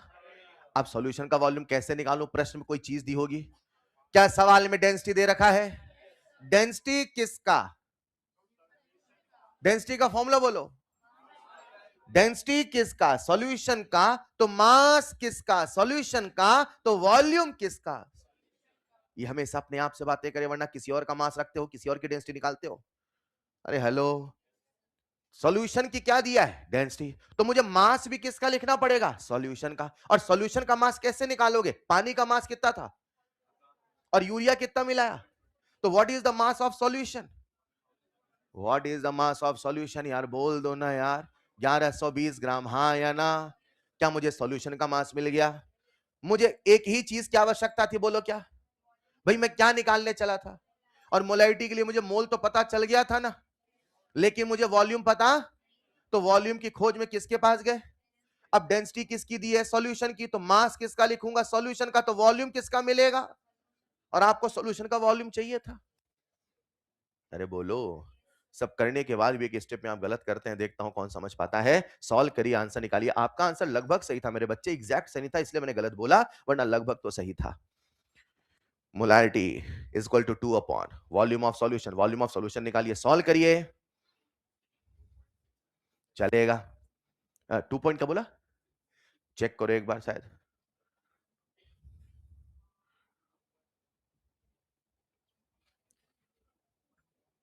Check check check. यहां से आप जब डेंसिटी निकालेंगे, डेंसिटी दे रखी है 1.5 ग्राम पर ml।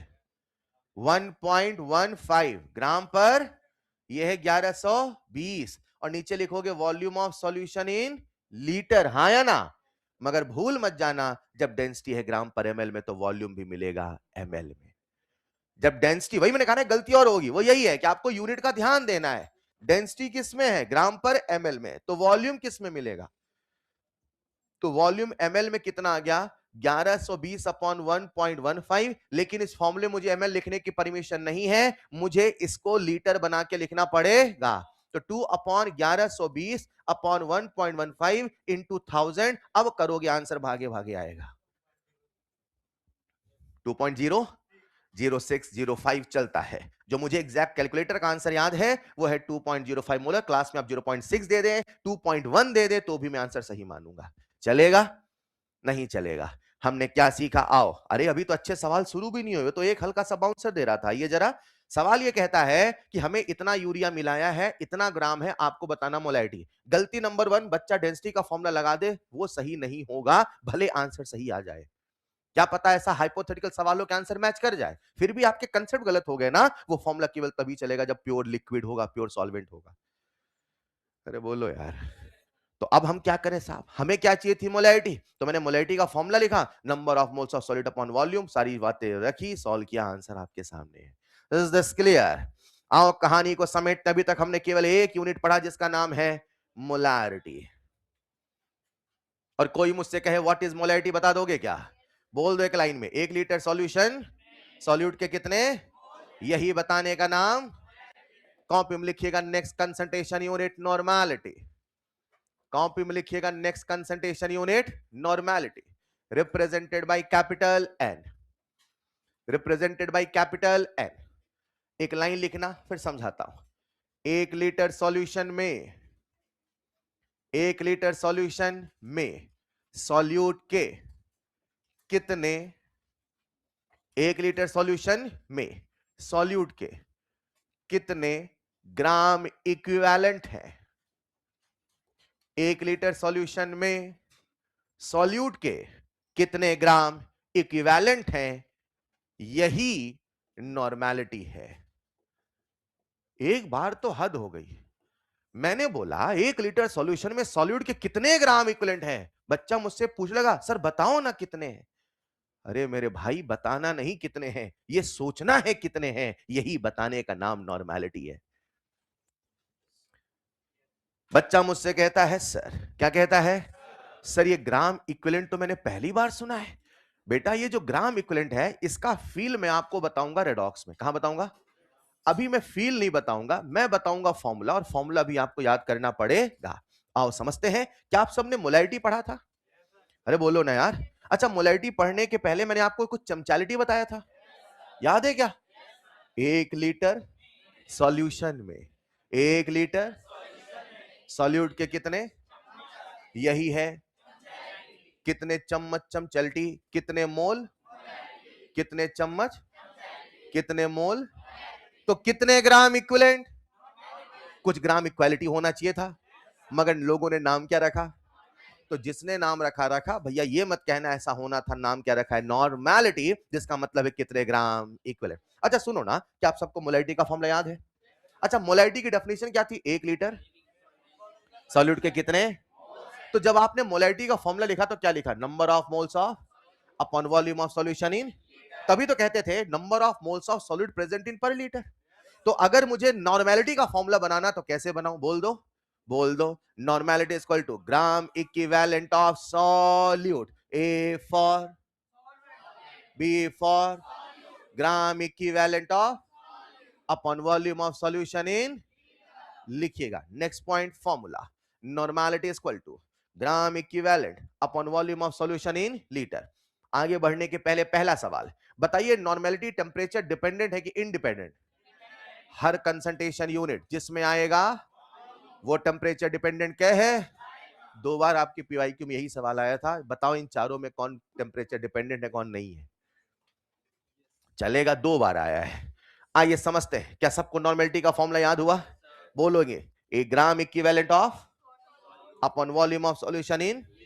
ग्राम इक्विवेलेंट अभी फील करने की आवश्यकता नहीं है, जितना बताओ उतना सुनना, ठीक? अच्छा, क्या समझने चले थे?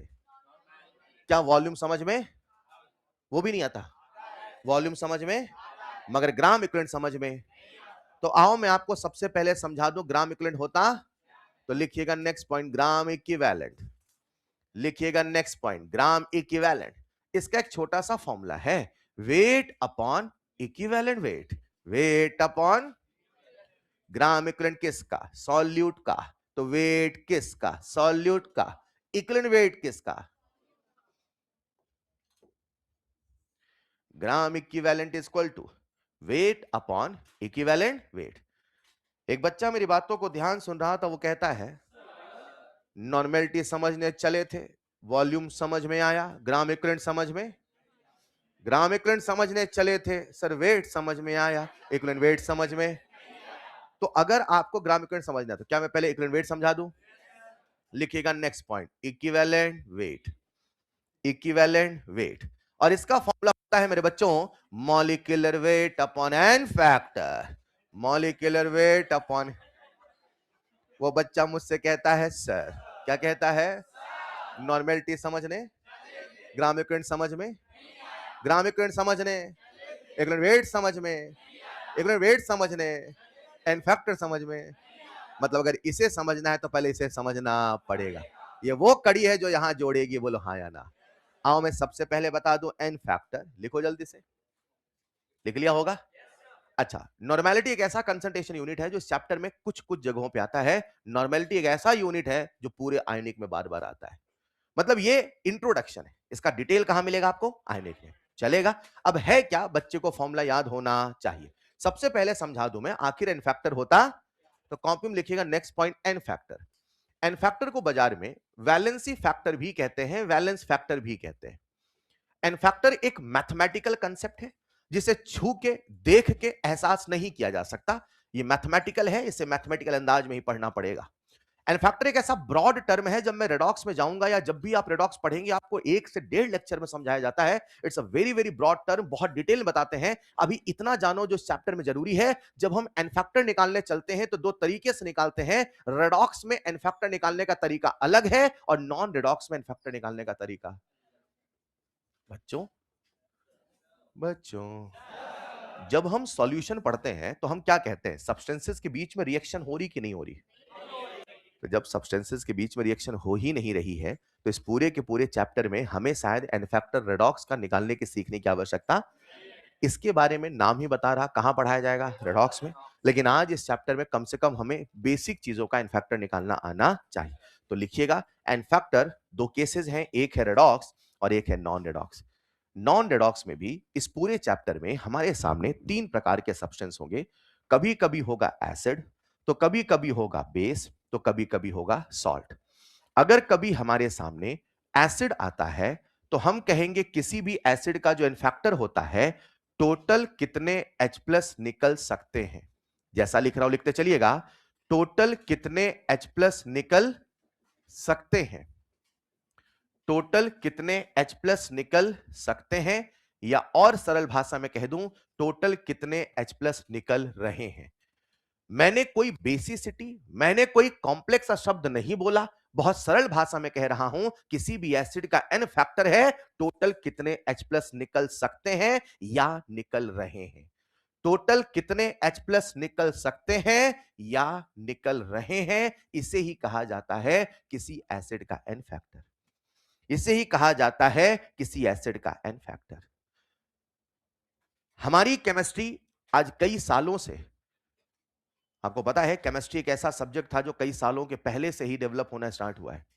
और इस केमिस्ट्री की जो सबसे अहम भूमिका अदा करते हैं वो एसिड और बेस है। And this is the worst part of this chemistry कि उस एसिड बेस की एक डेफिनेशन यूनिक हमारी इस पूरे दुनिया में नहीं है।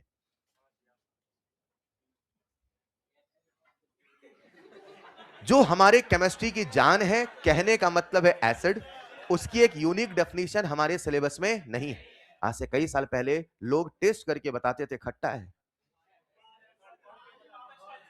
लोग टेस्ट करके बताते थे खट्टा है, नहीं रहे। हर चीज को टेस्ट करके बता दोगे क्या?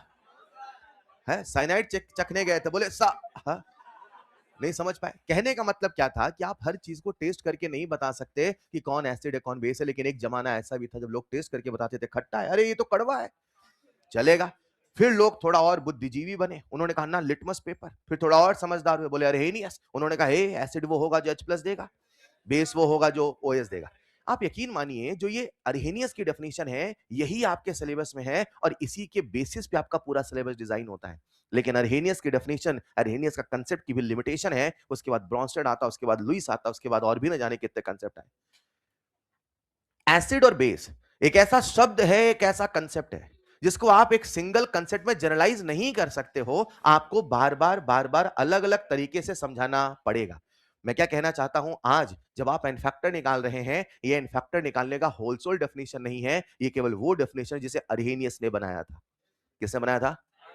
तो जब एन फैक्टर की एग्जैक्ट डेफिनेशन पढ़ते हो, वो कहां पढ़ते हो? रेडॉक्स में। अभी केवल वो है जिसे हम किसके हिसाब से मान रहे हैं? अरहेनियस। मतलब वो फेल भी हो सकता है। और कैसे फेल होगा बताता हूं, लिखिएगा एसिड टोटल कितने H+ निकल सकते हैं या निकल रहे हैं। इन द सेम वे अगर कोई मुझसे कहे what is the N factor of base, तो मैं कहूंगा लिखिएगा टोटल कितने हाइड्रोक्साइड आयन निकल सकते हैं।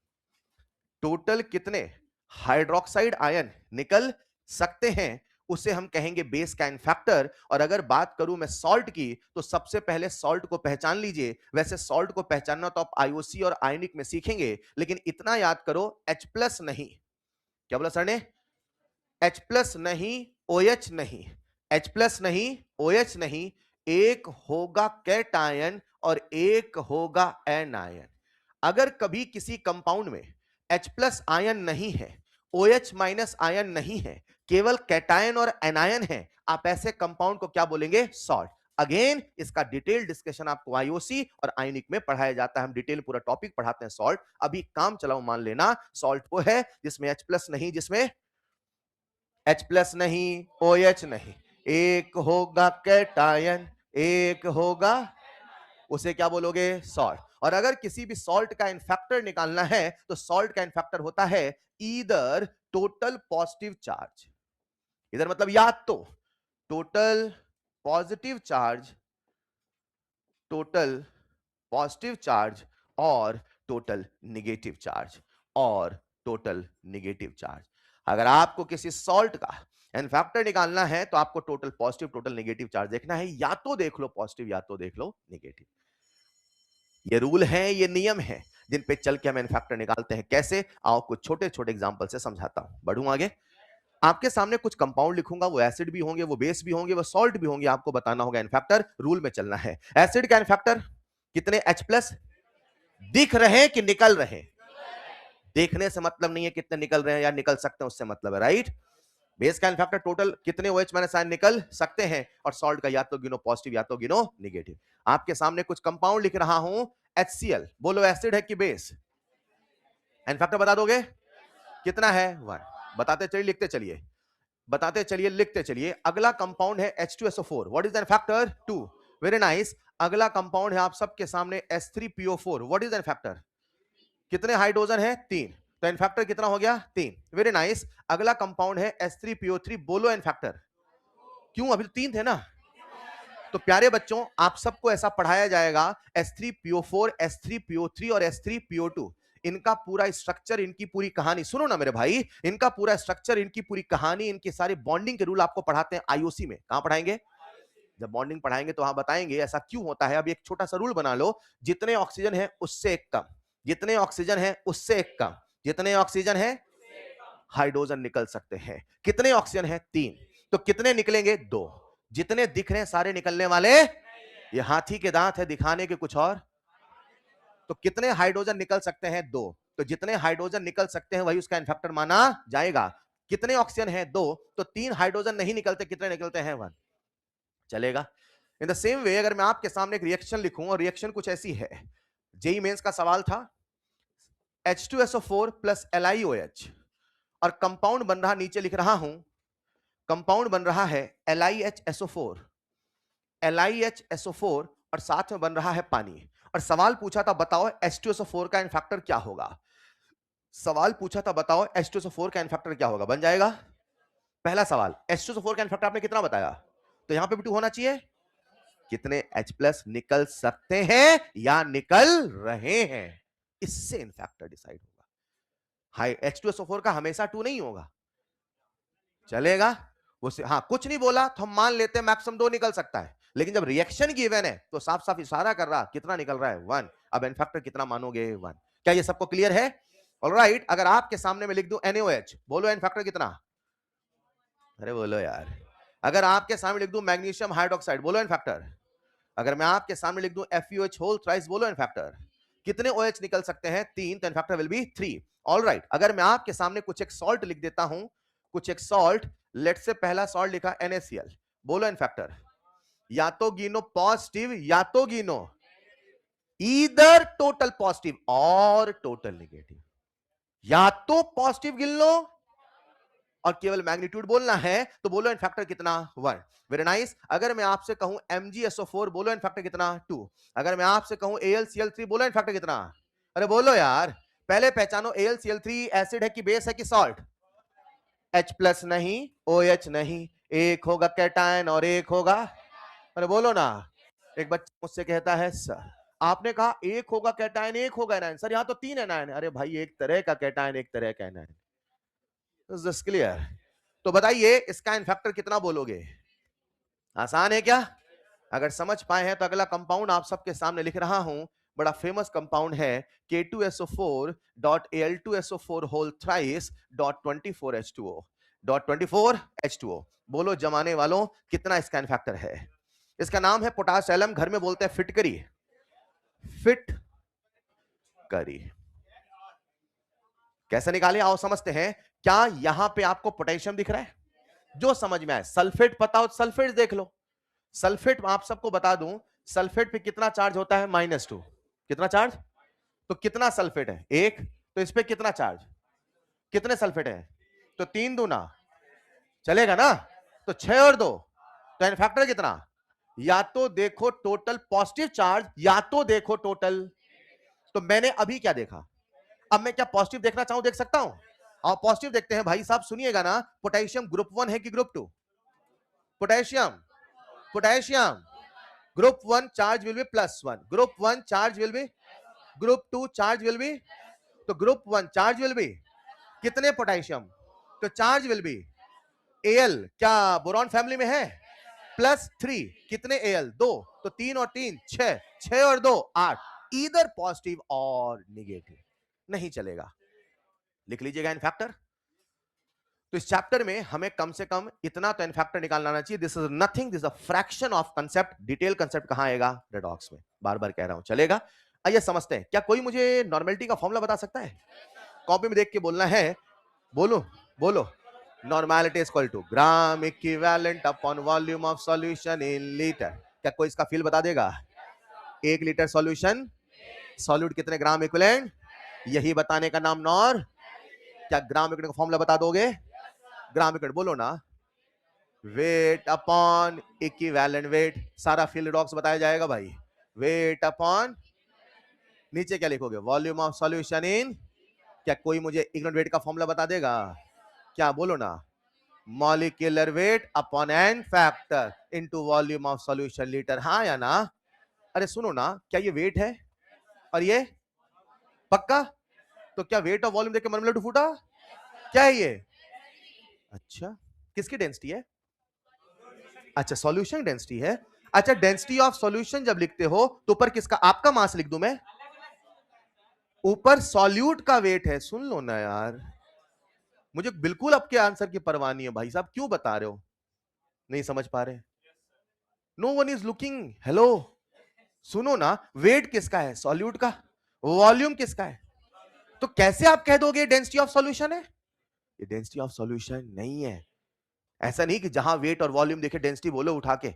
आप देख तो लो ना, डेंसिटी किसकी निकाल रहे हो? सॉल्यूशन की, तो मास भी सॉल्यूशन का होना चाहिए।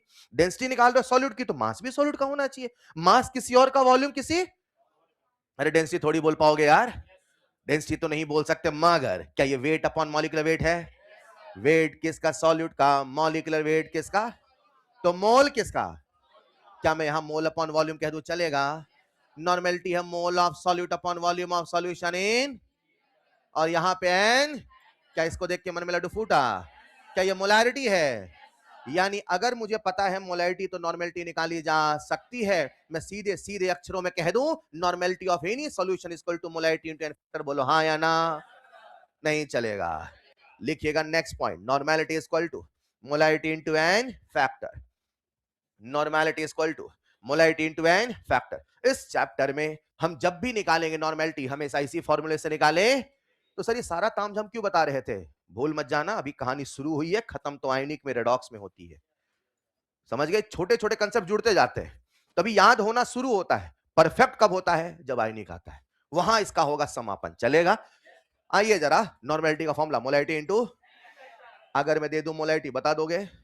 अगर मैं दे दूं नॉर्मेलिटी बता दोगे? पक्का? अच्छा, क्या कुछ बच्चों की भूल जाता है?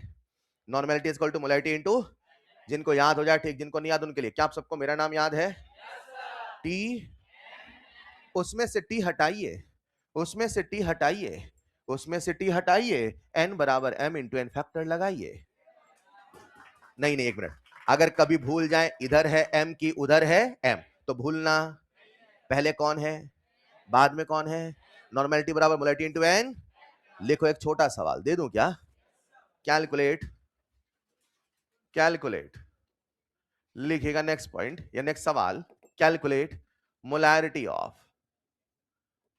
Calculate molarity of, calculate molarity of one normal S3PO2 solution, calculate molarity of one normal S3PO2 solution बन जाएगा। Calculate molarity of one normal S3PO2। चलो, S3PO2 का इन फैक्टर पता है, जितने ऑक्सीजन उससे एक कम। बोलो भाई, तो कितना होगा इन फैक्टर? यस, आपसे क्या पूछा है? मोलैरिटी, तो normality equal to molarity into N factor. चलेगा? एनएम, हाँ या ना? यहां से आपसे क्या आ जाएगा? Molarity normality upon N factor. तो नॉर्मेलिटी कितना था? 1, एन फैक्टर कितना? 1, तो आंसर विल बी 1 न्यूटन की 1 जूल 1 मोलर। चलेगा? अब समझ गए तो लिखो एक और सवाल, calculate, calculate number of, calculate number of molecules, number of molecules present in, calculate number of molecules present in 100 ml of, present in 100 ml of, 100 ml of one normal H2SO4 solution, present in 100 ml of one normal H2SO4 solution। अपने को normality का feel नहीं आता, accept कर लो। अपने को feel केवल आएगा मोलैरिटी का। किसका आएगा? हर चीज को मैं बदलूंगा मोलैरिटी में। किससे बदलूंगा? सबसे पहले मोलैरिटी सोचो। जब भी करना फील, जब भी करना फील, सोचना मोलैरिटी। जब भी करना फील, सोचना मोलैरिटी, क्योंकि अपने को बाकी और किसी का फील नहीं आता है। चलेगा? प्रश्न में क्या दिया है? नॉर्मेलिटी। बच्चा निकाल ले सबसे पहले मोलैरिटी। अरे बोलो यार, क्या नॉर्मेलिटी मोलैरिटी में रिलेशन याद है?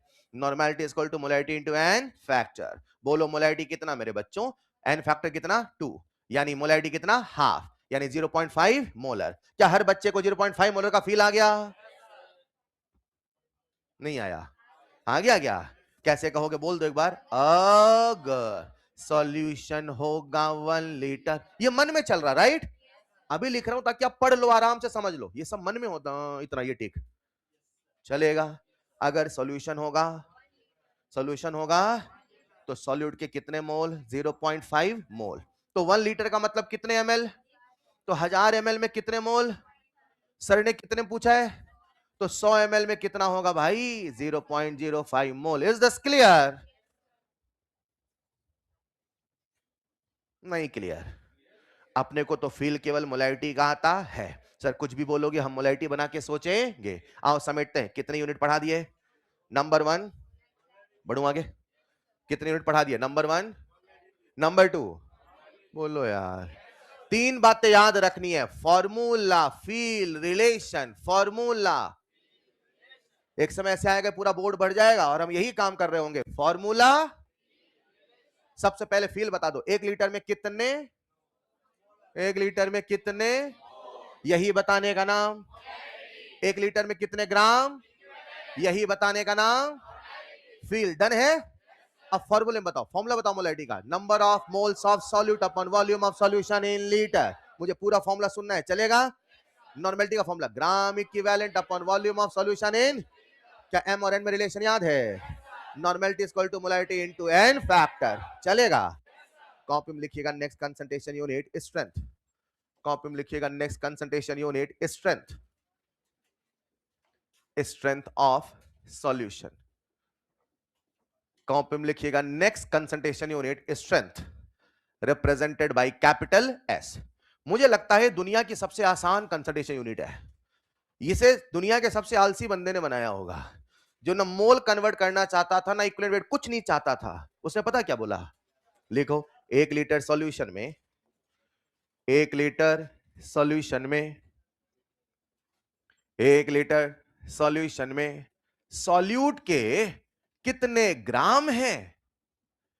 1 लीटर सॉल्यूशन में सॉल्यूट के कितने ग्राम हैं, यही स्ट्रेंथ है, यही स्ट्रेंथ है, यही स्ट्रेंथ है। फील करो, फील करो, मैंने कितना पानी लिया, 1 लीटर, कितना लिया, इसमें मिला दो 20 ग्राम चीनी, 20 ग्राम, तो बोले इसका स्ट्रेंथ है 20 ग्राम पर लीटर। ना भाई ने मोल बदला, ना ग्राम इक्विवेलेंट निकाला, इससे आसान और क्या चाहिए? तो 1 लीटर में कितने ग्राम है, यही पढ़ने का नाम स्ट्रेंथ। हाँ ठीक है, आपको आर्ग्यूमेंट बनता है कि सर 1 लीटर में कितने चम्मच चमचालिटी, तो 1 लीटर में कितने ग्राम, तो ग्रामैलिटी होना चाहिए ना सर। अब नहीं रखा नाम तो नहीं रखा यार, हाँ या ना? अब किसी का नाम बबलू है तो है भाई, वही वाली बात, यस। अरे यस, कहने का मतलब ये है 1 लीटर में कितने ग्राम, उसका नाम है स्ट्रेंथ, हाँ या ना? क्या हर बच्चा फॉर्मूला बना लेगा? फॉर्मूला बना लो जरा, लिखो नेक्स्ट पॉइंट, स्ट्रेंथ बराबर weight of solute upon volume of solution in litre.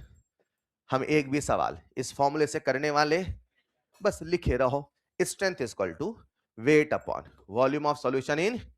पहला सवाल, क्या कोई मुझे स्ट्रेंथ की यूनिट बता देगा? बताते चलो, लिखते चलो, बोलो ना, ग्राम पर। वेरी टैलेंटेड यार, क्या कोई मुझे इसका फील बता देगा? मान लो, हाँ हाँ लिखते चलो, फिर आपको ऐसा लगेगा मैं आपसे पूछ रहा हूं, कब सीखोगे ये? लिखो, मान लो मेरे पास एक सॉल्यूशन है, मान लो अब इस सॉल्यूशन का मैं स्ट्रेंथ दे रखा है 20, मतलब आपको जानते हो, जो जितना चुप होके सुनता ना उतना बढ़िया बच्चा कहलाता है, बोलने वाला बच्चा अच्छा नहीं कहलाता। हेलो, हाँ रिस्पॉन्स देना होता है लेकिन चुपचाप सुनना होता है। लिखिएगा स्ट्रेंथ है 20 ग्राम पर लीटर, तो सर इसका फील क्या है? इसका सिंपल सा फील है मेरे बच्चों, अगर सॉल्यूशन होगा 1 लीटर, बशर्ते वो बच्चा होना चाहिए, अगर सॉल्यूशन होगा 1 लीटर, अगर सॉल्यूशन होगा 1 लीटर, सॉल्यूशन होगा, तो बोलो उसमें सॉल्यूट कितना होगा? तो सॉल्यूट होगा 20 ग्राम, तो सॉल्यूट होगा 20 ग्राम। यार एक बार मैंने सवाल पूछा, पता क्या मैंने पूछा? 100 ml में 10 ग्राम, 100 ml में, 100 ml में, 100 ml में, तो बोलो स्ट्रेंथ कितना?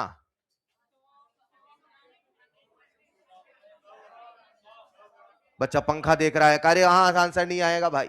100 ml में 10 ग्राम, तो 1000 ml में कितने ग्राम यार? 100, तो व्हाट इज द स्ट्रेंथ? 100 ग्राम पर लीटर। ये कठिन है क्या यार? अच्छा रुको, एक और सवाल पूछता हूँ, 100 ml में 4 ग्राम, व्हाट इज स्ट्रेंथ है? अच्छा एक और पूछता हूँ, 10 ml में 4 ग्राम, व्हाट इज स्ट्रेंथ?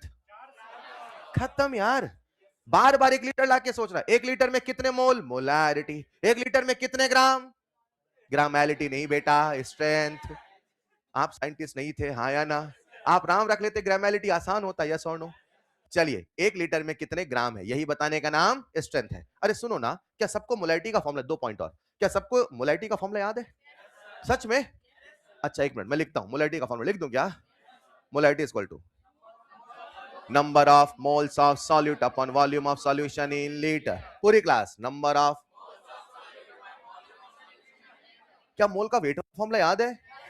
पढ़ लो ना बेटा, आज आए हो तो, पता नहीं कब आओगे। यहां क्या लिखूंगा? Weight upon molecular weight into volume of solution in litre, हाँ या ना? अच्छा सुनो ना, ये वेट किसका, अच्छा वॉल्यूम किसका, क्या ये डेंसिटी है? समझदार हो गए आप, है ना? हाँ ये डेंसिटी तो नहीं है, मगर ये स्ट्रेंथ तो है। अरे स्ट्रेंथ में वेट किसका था? सॉल्यूट का। और वॉल्यूम किसका था? सॉल्यूशन का। ये डेंसिटी नहीं है मगर ये स्ट्रेंथ है। तो कई बार बच्चे कहते हैं सर स्ट्रेंथ तो डेंसिटी। अरे भैया डेंसिटी में उसी का मास है, उसी का वॉल्यूम है, और स्ट्रेंथ में मास किसी और का, वॉल्यूम किसी और का। दिस इज द डिफरेंस, हाँ या ना? अच्छा सुनो ना, अगर आप इसे स्ट्रेंथ कहते हो तो क्या मैं कह दूं molarity is equal to S upon molecular weight? Yes. तो क्या मैं मॉलिक्यूलर वेट यहां भेज दूं? अच्छा किसका मॉलिक्यूलर वेट है? सॉल्यूट ए है कि बी? तो यहां एम भी लिख दो, चलेगा? यानी सरल भाषा में कुछ कहना चाहता हूं, कह दूं क्या? एस बराबर एम एम बी। बोलो ना, एस बराबर, नहीं सुनाई दिया? एस बराबर, एस का मतलब है, एम का मतलब है, एम बी का मतलब है मॉलिक्यूलर वेट ऑफ, क्या बात है, लिख लो ना, एस बराबर एम एम बी। और आज से एक रूल बना लेंगे, समझ में धीरे धीरे आ जाएगा। एक रूल बना लेंगे, जहां जहां मोलैरिटी, जहां जहां मोलैरिटी, वहां वहां मॉलिक्यूलर वेट। कुछ भी बोल रहा है बच्चा। जहां जहां मोलैरिटी, वहां वहां मॉलिक्यूलर वेट। फ्लाइट आ गई क्या बेटा? नहीं। जहां जहां मोलैरिटी, वहां वहां मॉलिक्यूलर वेट। और जहां जहां नॉर्मैलिटी, वहां वहां इक्विवेलेंट वेट। लिख लो, जहां जहां नॉर्मैलिटी, वहां वहां, वहां वहां मत कहना, वहां वहां है ना, वहां वहां इक्विवेलेंट वेट। अब मैं पूरा डेरिवेशन नहीं बता रहा हूं, बिकॉज अल्टीमेटली हमें फॉर्मूले याद रखने हैं, राइट? तो फॉर्मूले याद होना ही हमारी यहां पे ताकत होगी। जहां जहां मोलैरिटी, वहां वहां मॉलिक्यूलर वेट, और जहां जहां नॉर्मैलिटी, वहां वहां इक्विवेलेंट वेट। बोलो ठीक है। आओ जरा समेटते हैं। कितनी यूनिट पढ़ ली है आपने? 3। Number 1 molarity, number 2 normality, number 3 strength. लिखो इसको जल्दी से। 3 बातें याद रखनी, formula, feel, relation. Formula, feel, चलेगा? सब याद होगा, और जैसे याद होगा सवाल बनेगा। बढ़ूं आगे? चलिए साहब, अभी तक हमने कितनी यूनिट पढ़ ली है? M N S. क्या पढ़ा? एम बोले तो, एन बोले तो, फील बोलो, फील। 1 लीटर में कितने मोल? यही है मोल। 1 लीटर में कितने सॉल्यूट के? यही है। 1 लीटर में कितने? यही है स्ट्रेंथ। नंबर 1 फील याद है, नंबर 2 फॉर्मूला याद है। रिलेशन पे आते हैं। अगर ये दे दो तो ये निकाल लोगे, normality is equal to molarity into N factor. ये दे दो, ये निकाल लोगे, एस बराबर एम एम बी। एस बराबर, अगर ये दे दो ये निकाल लोगे। कैसे? हम वो याद ही नहीं करेंगे, हम तो पहले यही निकालेंगे और यहां से फिर ये निकालेंगे। जब भी निकालेंगे नॉर्मैलिटी, हमेशा पकड़ेंगे मोलैरिटी। किसे पकड़ेंगे? अपने को नॉर्मैलिटी का फील आता, अपने को मोलैरिटी समझ में आता है, तो मोलैरिटी से खेलेंगे। अरे hello, that's all for today. मिलते हैं नेक्स्ट क्लास में। Thank you so much. Homework दे दिया है, रिवाइज करिएगा। बंद कर दूं क्या?